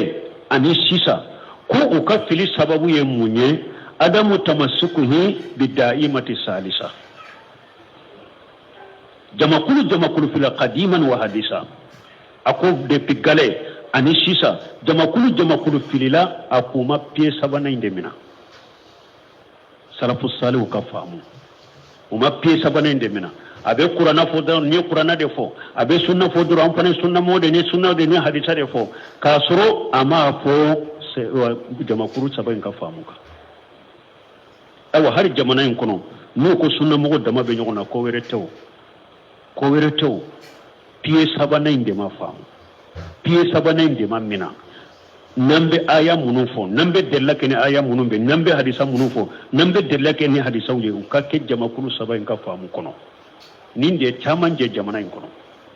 udesira kan salafiya de famu ode kolo kolo beya ode yato ko chaman be ube kataw chaman kono ube sira bila chaman kono uye kataw min yusoro albani yemmin fo piye sabana inde mamina salafu salu ka famu ba fo min mako salafiya donc ambe ala del ala ko de famu di har jamana in kono karamo munu nyire bu dambi kata sunna made ala ka o de famu duma ube aya munu fo be hadisa munu fo akabbe salafu salu ka famu munna uye salafiya faraka ka salafu ka famu faraka ndella ka fo abubakar abu jaydi yake kitabu do dila hukum al-itima'u ila al-ahjab al-mu'ashira kitabun to ya abubakar abu jaydi ayi kitabun dila ako fulula kiden ni sebo tilela ko fulate sunna indebe bidiyate ala ko qur'ana kuno huwa sammakum lil muslimin min tumbe o wakati iye silamai nununye silamawe nununye yahudawe nununye nasarawe nununye majushawe nununye sabinawe ulude tumbe o wakati kide na ka grupu ba ko ulude ma silama ko were tu bolo to ko were tu la ni silamate tumami kide ni hadisa unnati ka kore ke kata ka sunnama me fulatun te kide ntela ran sebo tumami kide fatura sebo do telela bidaw kuma sira ka do dina kono sebo telela al qadariya ni qawariju kuma sira me fanga tula o wakati fanga be sunna dela i kumbo dro ibe dela filika fanga tila adu yira wakati bi fagade komi nyafo chugomi Khalid ibn Abdullah al-Khasari ayajad ibn Darham faga chugomi a wakati ye bida mo yi kumbo dro bi mina bi faga fanga tila wow tuma mudu bangira wucela uko sunna al-Qur'an wa sunna wow tuma mi Qur'an ni sunna fora bidiya nana cara sebo kuna wakati tara tabino hu wakati nana bidiya chayara dina kono bidiya mu'u nana fanga suru ina kun ninye jahmiya ninye mu'tazila ninye shi'a ninye qadariya bo sisa ni shi'a min kumana abe aya fo be hadisa fo ko alebe sunna de la shi'a ko ule sunna mo de a wakati shi'a ko ule sunna mo de qadariya mun be ulu ko ule sunna mo ko ulu be kumani hadisa de mu'tazila ko ulu sunna mo de jahmiya ba fo ulu sunna mo de donc ko sisa pour franc-pensia kana sunna ni min parti ka bonyo onna an ka fo ka faraka ni mo min be qur'ana aya fo ni be hadisa fo akake ala fahmu salafu salih salafiya nana akake salafu famuka eska ni siya de la kene hadisa min siya e ko siya e be de la min ta qur'ana kono ku bi ka siya de fa e be saka ke salafu e sasa parce que salafu salu te siya ya do ute qadariya do qadariya ute salafu salu te qadariya wuye jahmiya ute mu'tazila ute donc ni e kera mu'tazila e kaba e delilata e kam mu'tazila ya la ko ibe sembenti ani kena hadisan qur'ana abayira e mu'tazila de ete salafu ka famu ko salafiyan nana ninde la pour min groupe shenka bola ka fo te sunna moy o be qur'ana fo be hadisa fo no ko qur'ana no ka hadisa no ka delata ati salafu ka famu ka donc salafiya nana ka faraka ka ko al-Qur'an wa sunna ala fahm salaf salih donc ni qur'ana fo susa ye hadisa fo si anta mina yede fo ka qur'ana aya anika hadisa akate salaf salih ka famuka na tu ka famuka dro donc ibe katawla salafiya kunya ninde na te salafu ka famuka no sebo tabina ibe katawla la nyini ninde sino ko kura utew ube munu fo ko salafiya rete bidan nunu na wakati juma ube kaka da mana groupe la de la de benin bela ahli sunna wal jamaa ahli al-asri ahli al-hadisi as-salafiyuna nimbeye sunna mo de katoy abenna na de ko ni galon groupe ni hijibiye ni jama groupe ani bidia groupe be bonyona ak la nyini yede ko bonyona donc wala jamunai weleli ka kata odema al-Qur'an wa sunna ala fahm salaf salih wonen jamana dawnya ne famu ambe nan ninka am farla nyon kan ninka ambe fanga suru ambe deme ala fe parce que nin jama kulu min fulen ni nin ko sabay nyon suru jama kulu min na ci don ko ne matta yifatu mansura o jama kulu demele ala fe mais ambe ala delala ka famu de jamana yimma mais aka giri jamana dawma aka giri har karamo yere de ma aka giri har mogo de ma du dambe kata sunna ma mi ka do ka famu de mashama do fana be atali de ka giri uma tanki jamana be la hala min be posuni jo yoro munun ani be jama min cela a foli ka geluma kele ka geluma uyu kumbu akoro o hera fana tese kana kafula hera tese kana jamana la hera tese kana silama kafula boro fode ka famu an ka ke odeka ala ka famu ko nyumandama وإذا قيل لهم آمنوا كما آمن الناس قالوا أنؤمن كما آمن السفهاء ألا إنهم هم السفهاء ولكن لا يعلمون وإذا قيل لهم نيكو منافقون آمنوا كما آمن الناس أي اللي من يا كم مغوتو اللي من يرى تشومي مغوتو جمع تشيدن كسيبو أي اللي من كم تشيدن كسيبو اللي من يرى تشومي قالوا منافقون منهم بافويه أنؤمن كما آمن السفهاء يا لا أنكل لمن يقوم حكلين تون لمن يرى تشومي ألكم مسون الدمسنو دما حكلين تون ولا توتوا سفهاء أموالكم musawni demisenu o yetti den ka shebo de ke komi hakkilin taw munafiqin nunu ko an kalli maniya komi hakkilin taw liman yara to komi wa ala ko ciyaye min yere innahum lu yere tigi innahum lu hum sufaha uludi hakkilin taw ne ulu munafiqun yere de nalumaw ye uludi hakkilin taw ne walakin la ya'lamun min uto dode uto ka hakkilin tan nan de do من لمن يرى نتشيدين صلى الله عليه وسلم لمن يرى حقيقة ودي حق لماي إن من لمن حقيقة إدس كون كنو كافري إكني ملا سلاما إدي تفندو إدي نالوماي ولو يرى تفندو مبالي ولو دي نالوماي نوتو دي دو وإذا لقوا الذين آمنوا قالوا آمنا وإذا خلوا إلى شياطينهم قالوا إنا معكم إنما نحن مستهزئون وإذا لقوا الذين آمنوا قالوا آمنا منافقينكو إلى مؤمنون أنا مينكو إنا توكوني مؤمنون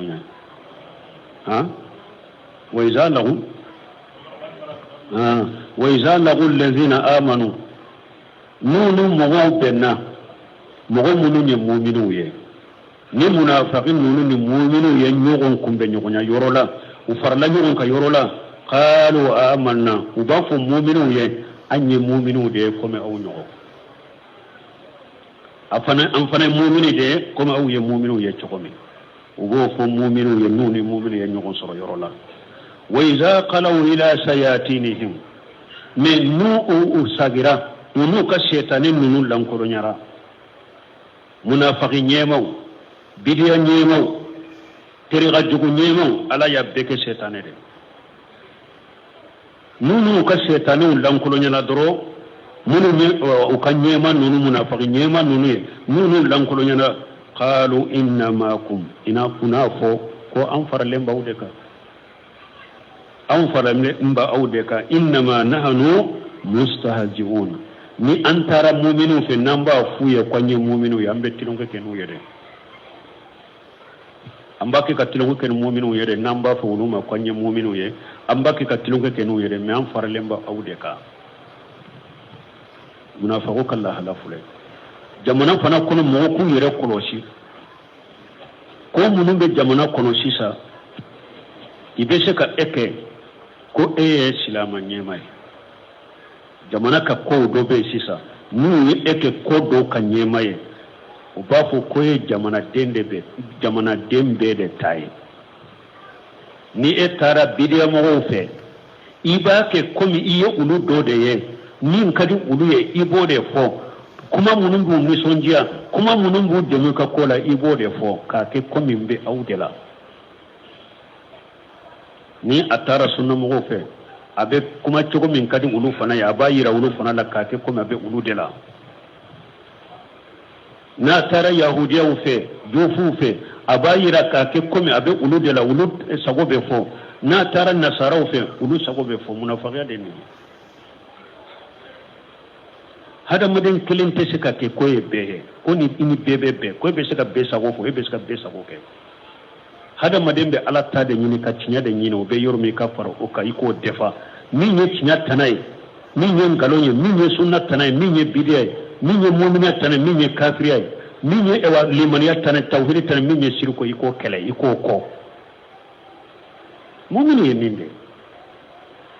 iben limaniya inde ta ka tawhid inde ta ka cinya inde ta ka cinya inde kanu ka cinya inde defa ka ke cinya tugude cela ka yirela nda awdela galon sira to iba yirulu la den te galon ante galofe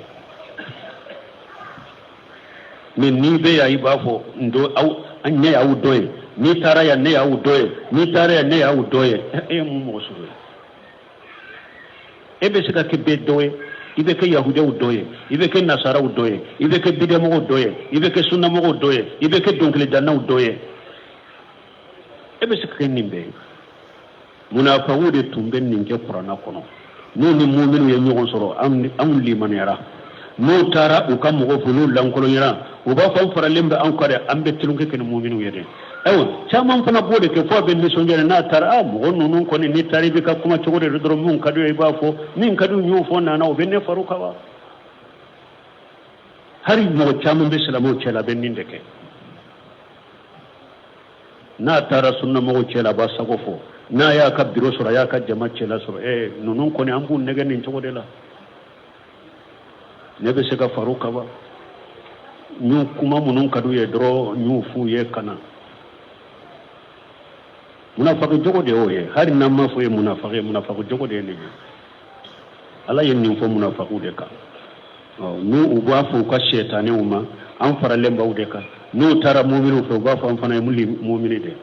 donc wala ni wajibilen be ahli sunna wal jamaa ka nu tara ko dantigele sugu ke aw ka jamala aw de ka o yoronin kile aka cinya bange mene cinya dogolen ni awa munen kana to ni jama be tanai sunna mo fo faruka hakilika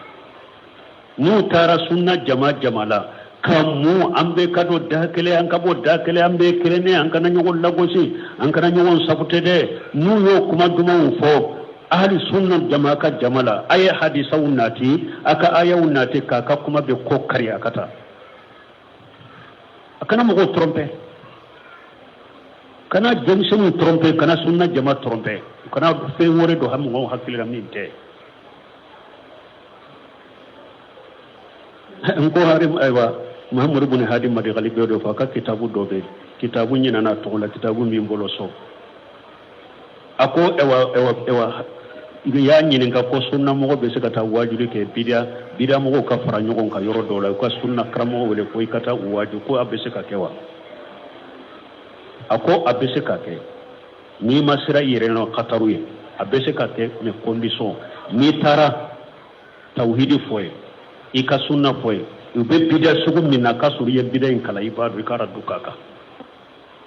ikara duku ka bidia in kai ka sunna foye ka tawhidi foye ni ka muhadara banna ka wajuli banna ini kana sigi ka baroke inu kana do nyogona sagi kata inu kana nyagambi nyogona inu kana fo kabe baroke dina ko kai kana nyagambi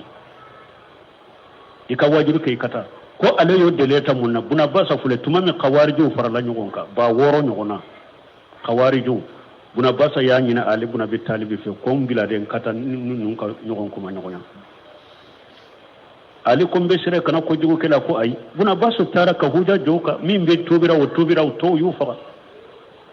ako buna basa taro waju ka delila yurula ba fula nyona tobira do ko banani nyona ato ali buna bi talibina ka jama yu kele wala sunna mo kan ninde far itara bida mo ka jama lawo cinyinde foye tauhidi foye sunna yu foye abe bida sugu mina ka bida ko kariki kodi akabila ko kariki ko di kata na nani ka jamala ko abe e wacinyani galon fara nyogon ka mu ka di mugoma ni ala ya kuma kiye a kofe hadisa utaika aya utaika ka kuma be ko kari kata nire cinyani de kadjo dugu kolo kamene ko sugu minun be ka cinyani galon nyambi wala tulbisu li haqqa bil batil ala ku cinyani galon kana nyambi de lima tulbisuna li haqqa bil batil wa taktumuna li haqqa wa antum ta'lamun ala ku munabi cinyani galon nyambi ka cinya dogo an yere be cinya do cinya dogo kunye munye jamana en kono fo aka bangere fo aka fode fo sunna ka fode ala mun salafu sanin tawhid ka fode akana so yoro shi ku ba nyamba ubolo aha الله يستهزئ بهم ويمدهم في طغيانهم يعمهون الله يستهزئ بهم ألا فنبوسر لا بتلونك كنوية ونمن كتسوق وكسر لي رولا يباد دمبكة ألاما ni ala togote ko istihjab yastahju mustahju ala togote sekakai ni babil muqabala wa yamkuruna wa yamkurullah wallahu yastahju ba ko ni min babil muqabala ni man kutube sabati alala ni ote ala te wole nonuna ala be tilonke kenu ye kusara wa yamudduhum ala bu jidi fi tughyanihim yamahuna ala bu jidu ka filina nube takana saga kunite boda so abe ko min ala ko wa nukhallibu afidatahum wa absarahum kama lam yu'minu bihi awwala marra wa nazaruhum fi tughyanihim yamahuna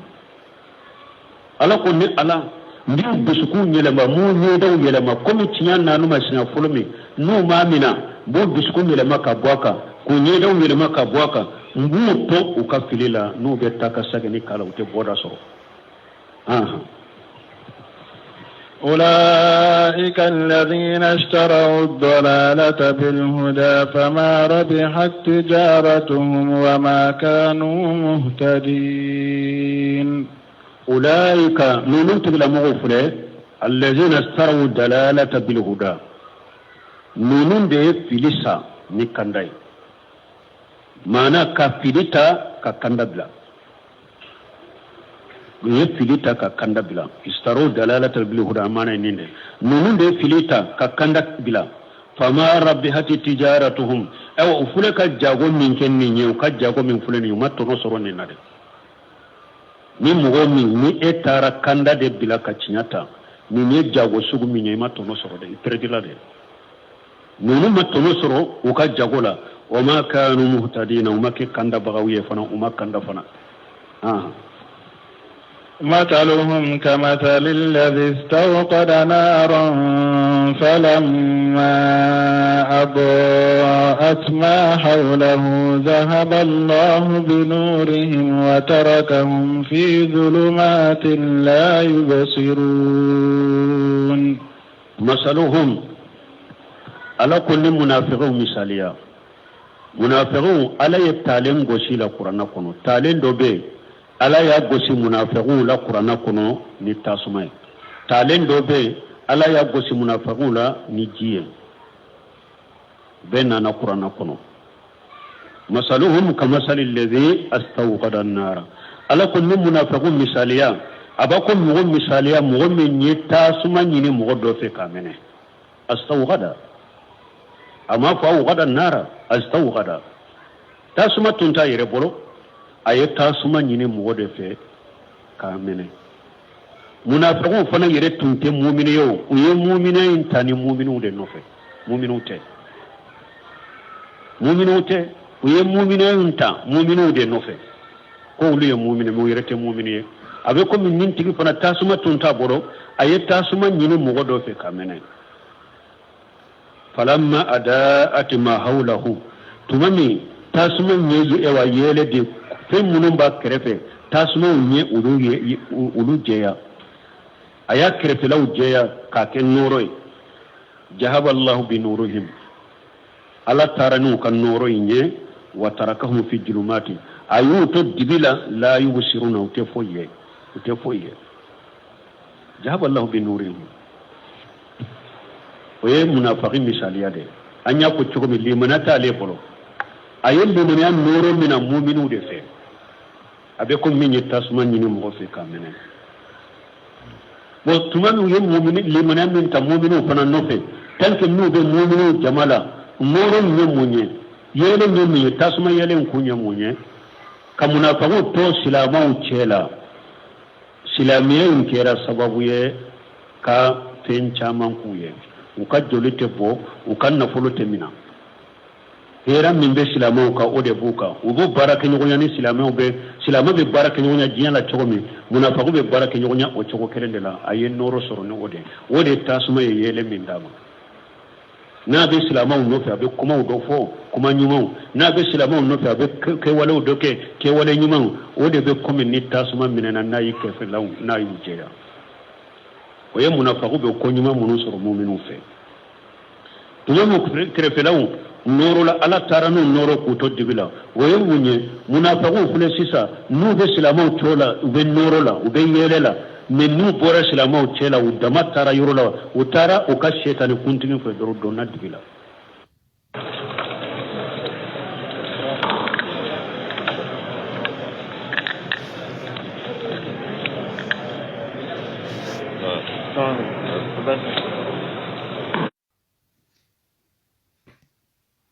ila chokomi ewa munafiqu fana ko chagala nu be silamau chela u be noro la nu bora silamau chela u taru ka shetani fe u damatara yoro la doro be dibila komi tasuma nasara ibe do dibila chokomi te foye ko to ka shetani u chela ko damato yoro la u be dibi chamande la u te foye abe komi ni mo min ka tasuma tum menena ayeyele ndimo ko fa sara ibila la dibila munafiqu bo chogodela صم بكم عمي فهم لا يرجعون صم منافقين نوتلو غرلن نو تشنيا منو تلوي بكم bobo de lo tesa ka tinya fono nenye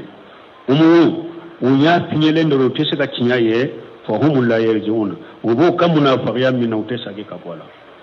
parce que hada madin fulay be kanda suru nimina munu nyen nimina udiro tilo ne nya mo be kanda nyini nimina unde ibe kitabu laje be qur'ana kala ibe hadisau kala inya la ibe kitabu kala ibe hadisau kala ibe sika kanda ibe qur'ana lamme ibe hadisa lamme ibe sika kanda suru sumu utilo geleno ni mo be qur'ana lamme ibe hadisa lamme ibe sika kanda suru bukumu ni mo ba ke kakuma ibe doni ko nyini ka ni nye jumay ibe sika kanda suru mo new nye boboy ni nya bila e yere be kitabu ta ko laje ibe qur'ana laje ibe hadisa laje ibe sika kanda ni nya finyina do donc ni appare ni mina saba nunun de sababu ni hada madembe kanda suru nuye munafiqin nimina min be ke hada madenna ni be kanda suru nayi munafiqu kam mina munu fulenya sababe tiana a sababe tinyale ndo donc te se ka sage kabu kam munafiqiyala أو كصيب من السماء فيه ظلمات ورعد وبرق يجعلون أصابعهم في آذانهم من الصواعق حذر الموت والله محيط بالكافرين من يتالي وريه من ألا يبغس منافقلا munafaqi fule waqatu dola adusuku silamau chela betinyaye waqatu dola abe ewa shikatuguni donc wala ko au kasayibi ala ko munafaqu misali abe ko misanji mina samay na bora kabanugula parce que kabanugo be esanfede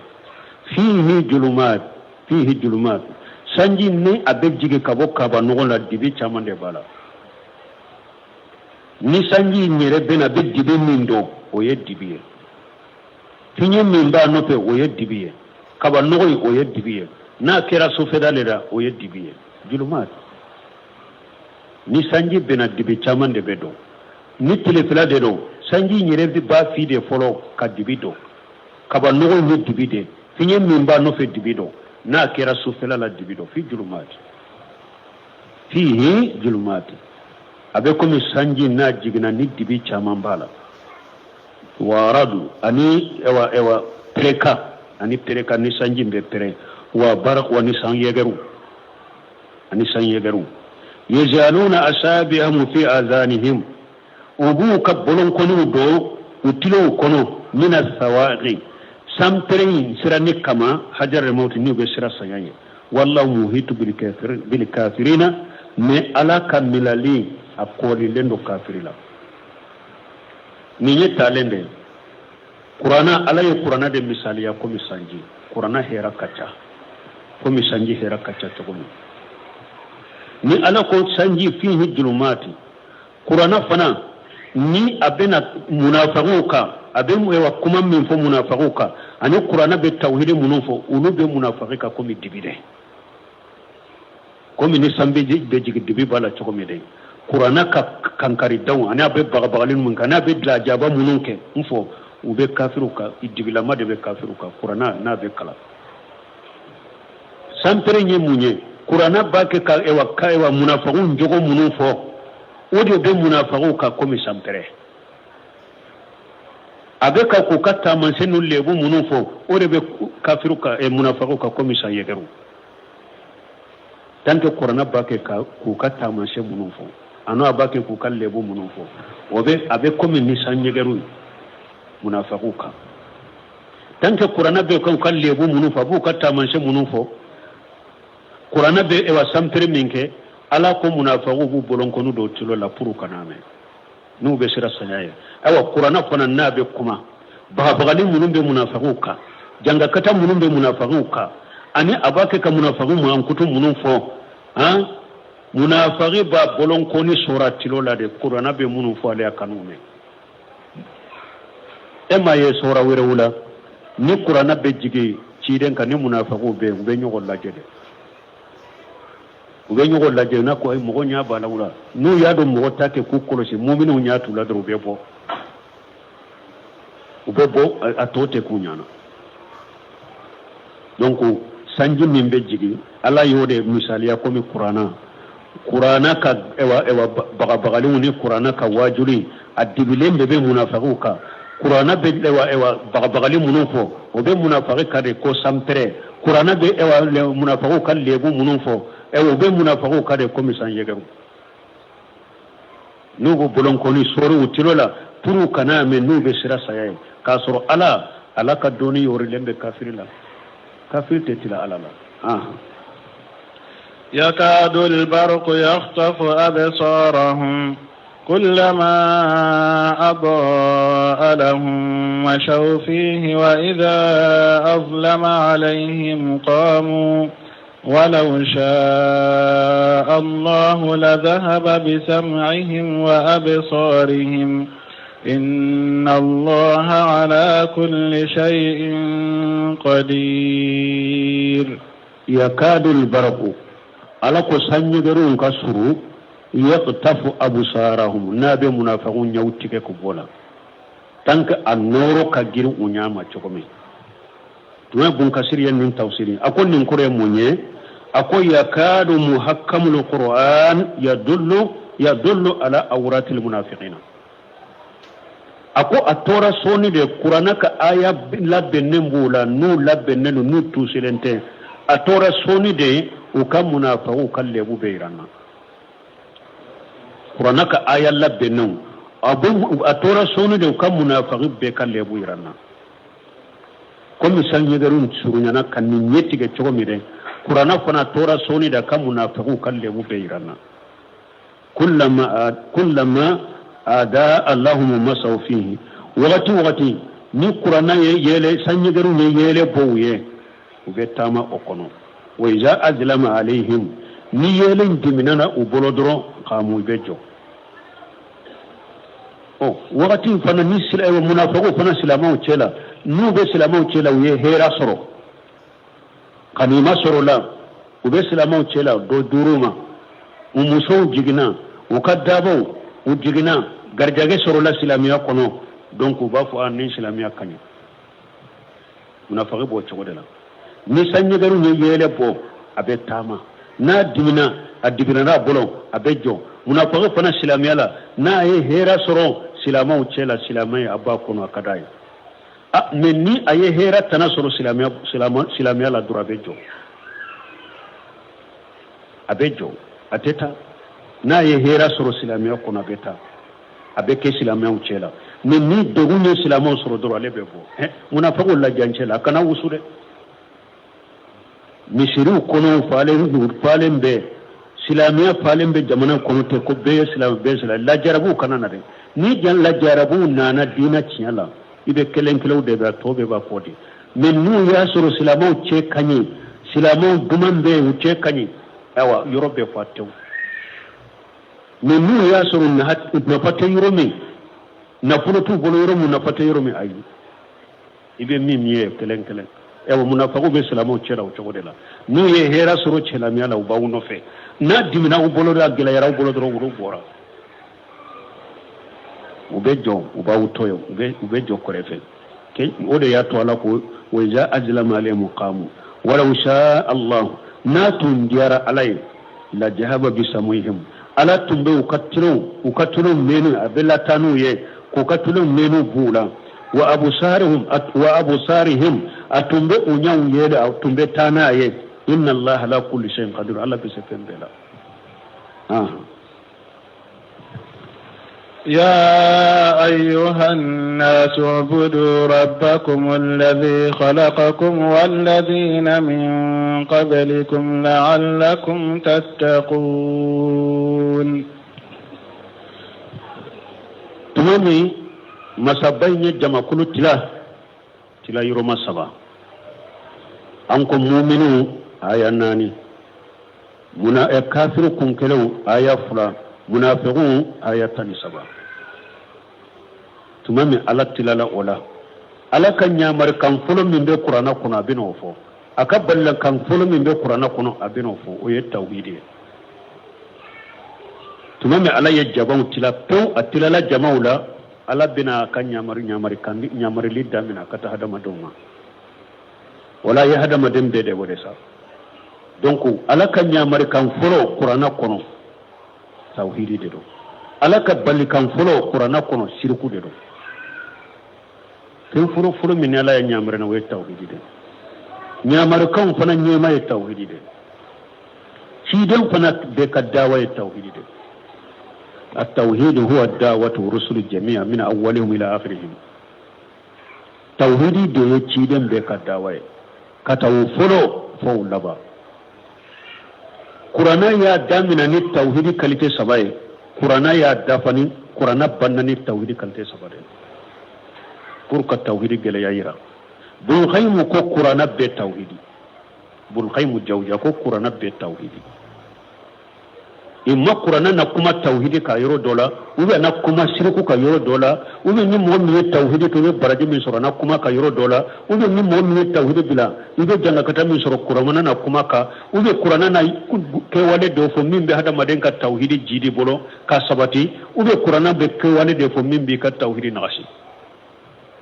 ube qur'ana yoro dola tauhidi bagaw sara abo fo jeni lagara ube yoro dola janga kata mimbe mushriki soro qur'ana ba fo donc o da ta ko qur'ana be tawhid bun khaymu jawji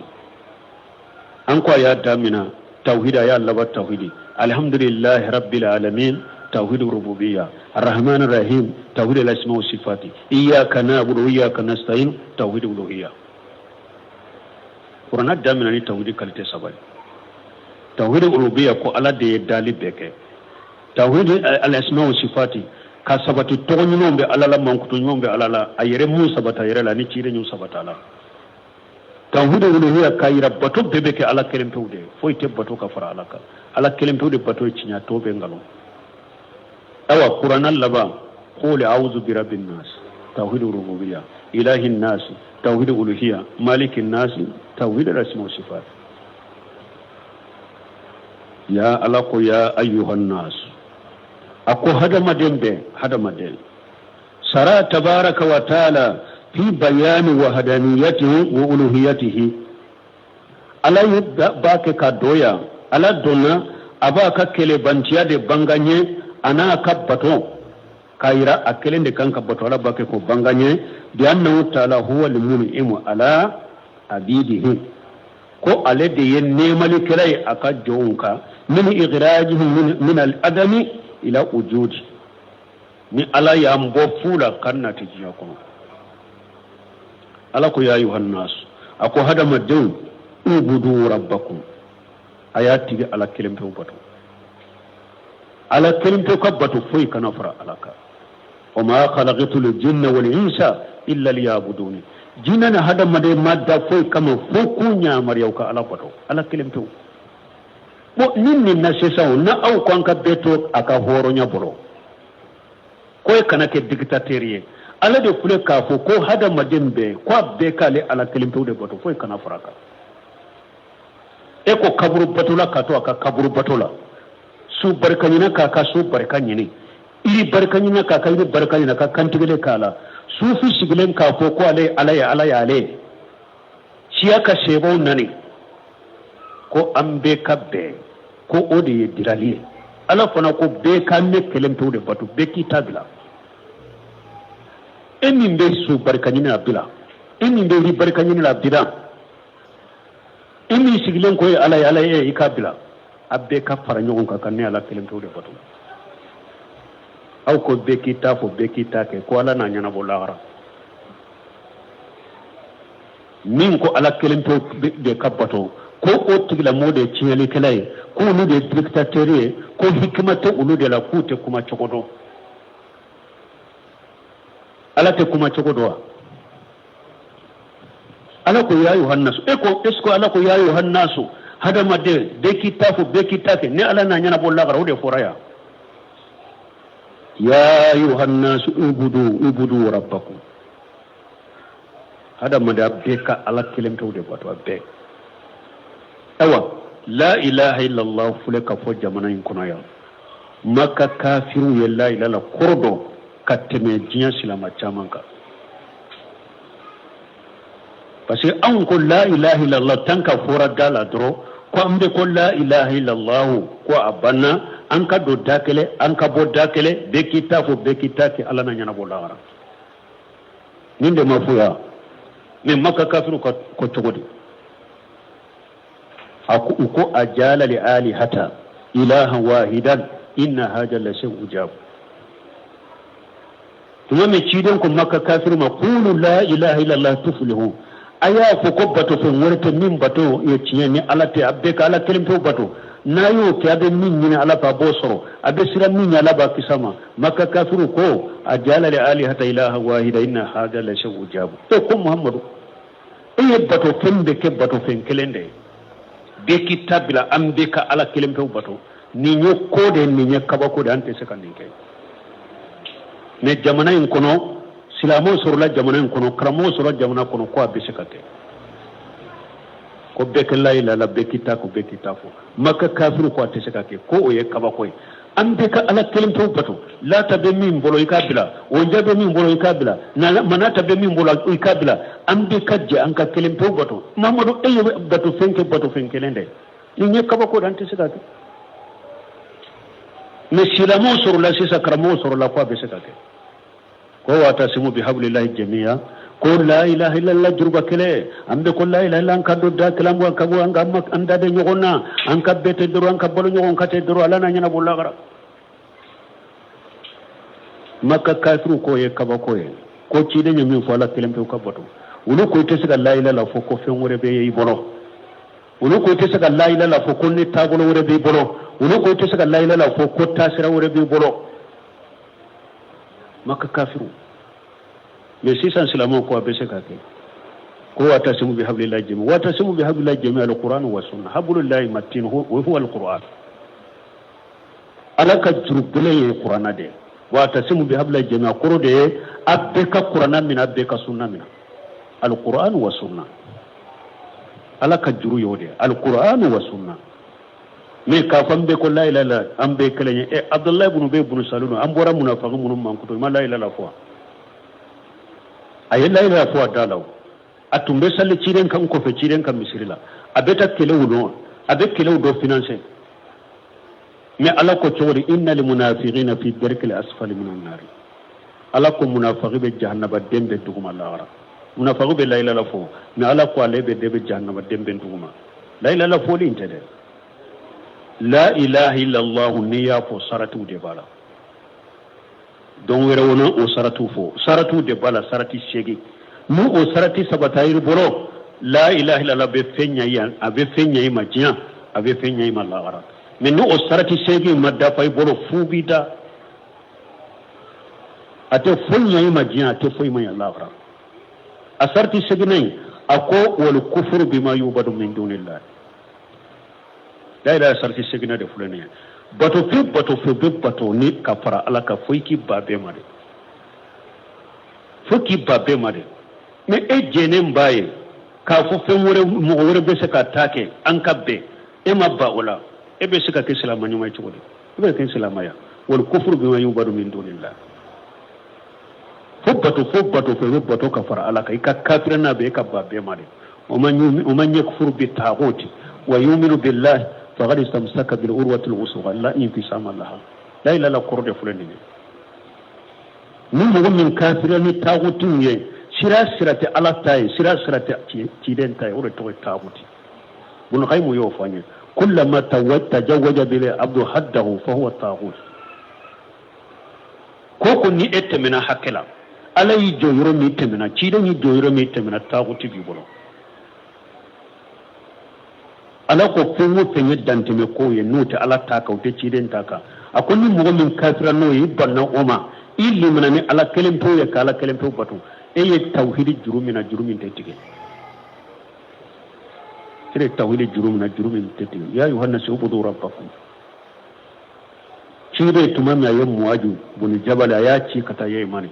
ati akoy beta munu fe kitabe dunke ude do ukala lendo de me fen fulo mi ni bi wele kanama shahadatu an la ilaha illallah wa anna muhammadar rasulullah kalamba o de do kitabu dirumo be fendo ni bi wele kana fen fulo mi ni we seru kuma fula de o ka ala kelim to batu foy kana fura alaka anu ka dala ne alaka cirende ni fulo de fo o niye ni fo no ma ni famu ma so ni ma kana sallu fuye kana sun fuye kana jakka fu kana hiju fo parce que har no ya ka tinya ودي أفتو أكو فإنهم أتوا لذلك نيسير كما فلا يوفو توحيد كما فلا نيوفو كنا فيهم فراكا دي نوسو نوما يتغرى إكو أولا وسنة توحيد ما ولا أفوية كو ألا يفرد سالي دورو بلو كسوني تلي نوسو نوما وكا أفوية كو ألا يجاكا بلوكا إكا جاكا منا نفلو تغو كان نفلو لا إكا ساكي كتا فانتوما ikhwani kanto hijiro dal kaba koro segu do kramo bado ado futuruni safo cha ya beke majuka hadisa awa ako hiju den ka cha yade milio jatu de bena hijula ako me mo minyire hiju denye na hiju milaleno alape akado jama chela ako milio jatu de fule ya hiju denye de me hiju kela ka dogo aye majo hadisa inde tadro awa kum mugo bori ka jamana kono ya sheri kuma fulain da falenti bolo ka ala kelemto batu kana foy fara alaka tawhidi ka sabati bolo tawhidi kalite saba o ka sabati bolo fulan ka fuya ikire ko sama shirkul akbar wa shirkul asghar wa shirkul qafi fulan ka fuya kalite saba yire ko sama tawhidi kalite saba sabati lebo ewa fulan ka fuya kalite saba yire ko sama محمد رسول الله صبت رأي بلو تصديق فيما أخبر وتاتو فيما أمر وإسلام ما نهى عنه وججر ولا يوبر الله إلا بما سرى كسيدن كنا تبيا يمينفو كتو كسيدن كاين يمر منا كسيدن يبل منا كاتوي إكنا لبطو نسرسية كسيدن ممين كسرياي أقول من مدفع مغمغ بوري كجمال لنا أنا يكنا فلوشيا إنا أنا جماعة يبتو ni mo bori ka jamana na ya ni jamana la kana makka ya ni fulan ka fuya nana ni kan na fulo ci ni mo bori ka jamana la ini bidiya na muhammadu rasulullah mana yede katugu ciden de ko ikana bidiya do dinala ni mo ni bidiya na ya ka boy ka jamana la ikana furu kiya hiju kala tiye jamak taya fule men hiju kala ka do parce que ibe min sere kuma fula sabati len soro hiju demme bolo ko ani tawhid sabati len bora ka jamana kono ani sunna sabati len bora ka jamana kono bidiya ta bolo kata makka kata hiji la marahim rabbi wala hinna kelen mun do tayi da nyuman tara nyuman nana ala ko alikaba ma wa huda lil alamin ako kanda soro yoro de alikaba e ko nyuman tara nyuman nana mo be se kan anyele maba antaran chogola ne kare ute se kan ne yele ma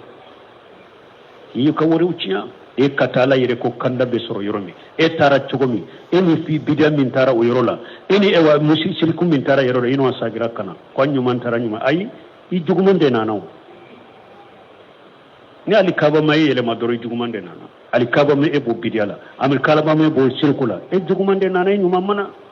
ini bana de nana ala ki furakede donc hadamade ala fule ko de tamina ya tawhidi ala kelempe ko pato fo mo ko famu de ni min tawhidi de ma famu hadamade ibe hijula ibe almura la ibe bange baga patola ibe jakabo la te foy na fayma la ina sarakita la ya batanna maluka ala ko cide nyere ma ko ni fulana farane kambi ka bara becinya innahu man yushrik billahi faqad harama Allah lahu aljanna wa ma wa an-nar wa ma lizalimin min ansari ala ko mo ni fulana farane ala kar janna kirima haramu isigi yoro janna batta sumade to yalikala ite deme baga soro yirela deme baga te soro la inna allah la yaghfiru an yushraka bihi wa yaghfiru ma duna zalika liman yasha alakum mugomu isara fulan kafoya ka ina nanane alamanta ya faye jungun inte fulan kafoya ye mbo ya fa mo min yinjia me ni mo ni fulan kafoya sira allah gara malata ya fima tibeta jahannaba kono ala kan kisala kan tanga wodi ya to ala ya damina tauhide la nyamari kan damina na tauhide la ako hada madu ay atigi ala kelemto batu allazi khalaqakum masammin ya au datun te jiya kono ala ya udda kana te jiya kono wallazina min qablikum anin mugammunun to mina awne ala de yo fana da kuna te jiya kono donc ay ala kelemto batu la allakum tattaquna be ke sababa be sira la nya ala yawnya minna baka ya fatanya kamu minna ba toy الذي جعل لكم الأرض فراشا والسماء بناء وأنزل من السماء ماء فأخرج به من الثمرات رزقا لكم فلا تجعلوا لله أندادا وأنتم تعلمون الذي جعل لكم الأرض فراشا مسمى يدك كلك أو ما كافيشة كاكوما دلاي والسماء بناء أي سنفلا فنا كوما بليه كسنفلا ينغ أوكا كبلي أوكا وأنزل من السماء ماء aye jiji kabo kaba nugo kono faghraja bihi min samarati kayri demboni oji inye iriji galakum ko kawma gal jagaye fala tajalu lillahi andara wa antum ta'lamun balili fuleya an ko nyamare kan fulo tauhidi bali kan fulo shirku balili fuleya ka akana bato fe woro bato kafara alaka ayire bado ala kelemto de nununke ala kelemto de yauta mo ngunun temnawu ala kelemto de wuta ala de du kelemto de du ko lo fense ala kelemto de e wa sankaba ke biliye ala kelemto de sanji jigi ala kelemto de iri dombo awye ko kawma garjaga ye abbe ben nindo ayire ben nindo tankin na ben nindo ko kelemto de nununke haka na batu fe woro faraka ala no woni jujuma nye sankaba da ala ni manyuma juma na ni shego juma ye sankaba inda ala ni shego juma ye hada madunda ala ni shego juma ye sanji nati ala ni shego juma ye dugu kolo fense ala ni shego juma ye sankaba ke biliye akelim to de yake munna ebeta sula kaburu kono ko ye shego ko ye mabai ko ye woli juye kati nyongira la ko dendima kati nyongira la ku ibe dafa ala kati nyongira la ku aka garjage ke ela kati nyongira la ko ye ini ka demba ya kalifama kati nyongira la ku aka garjage ke ela kati nyongira la ko bana ba ela ko ki furake ala ani ala yin san ka bada afarala ala ka san ka bada dalila munna ibitan nunu nyina fi canka su abe kabur kono al qabru rawdatu min riyadi janna aw hufratu min hufarin nar kasor kaburu le fen fulani nyogon cede imma anakima arjanna furo umma anakima tasuma dingay e tado nimbaka kaburu kono chogome e biti nyongire ola munna ko ibeta nunu nyina fe e buna basa ko ma abe komi wati sanfela ube lajje wati la أنا في صحيحين أني ابن مسعود قال قلت يا رسول الله أي جنب أعجم عند الله ولا تجعل الله أندادا بنكسر يا حديث ودونا في التفسير لا كتشا أم به دوني مدوفالا وقت شرا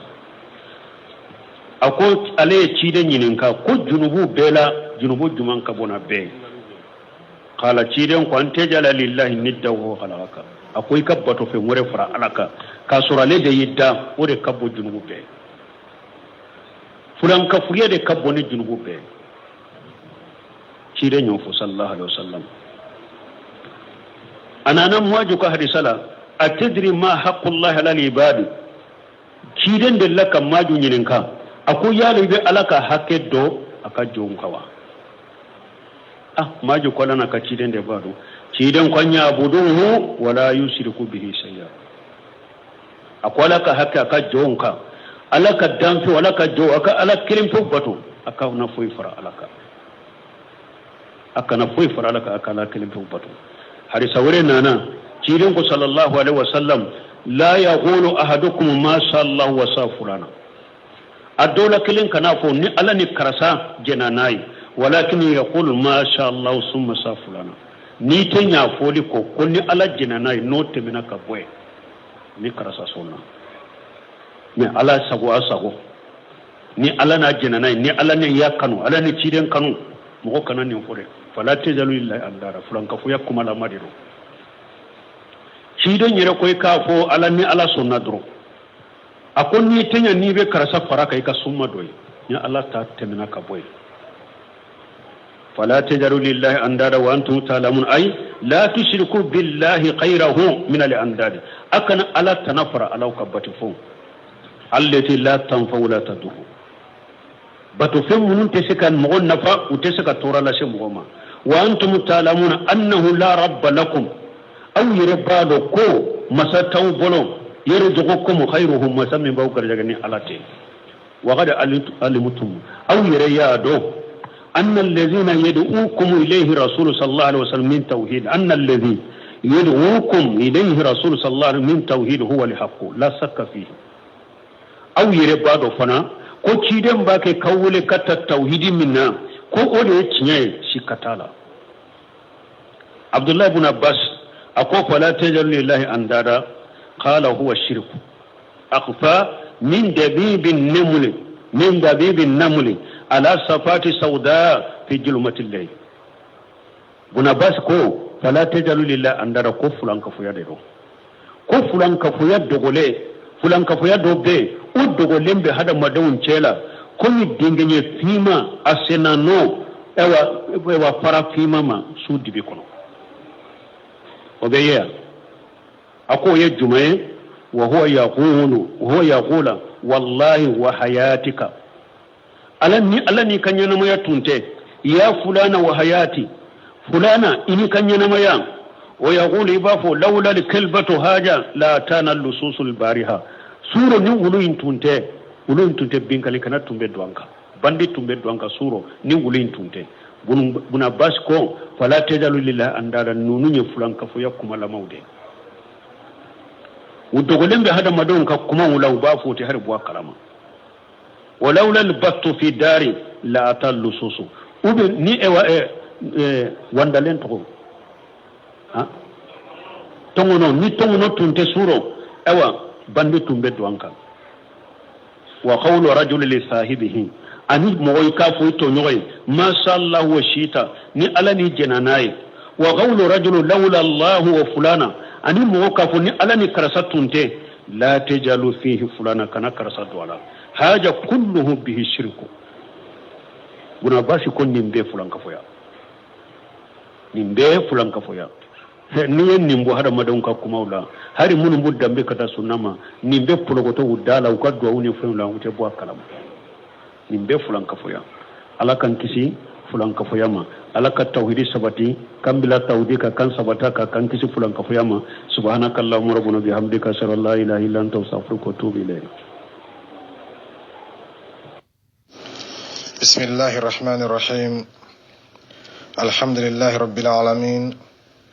والصلاة والسلام على رسول الله وعلى آله وصحبه وسلم تسليما كثيرا أما بعد فالسلام عليكم ورحمة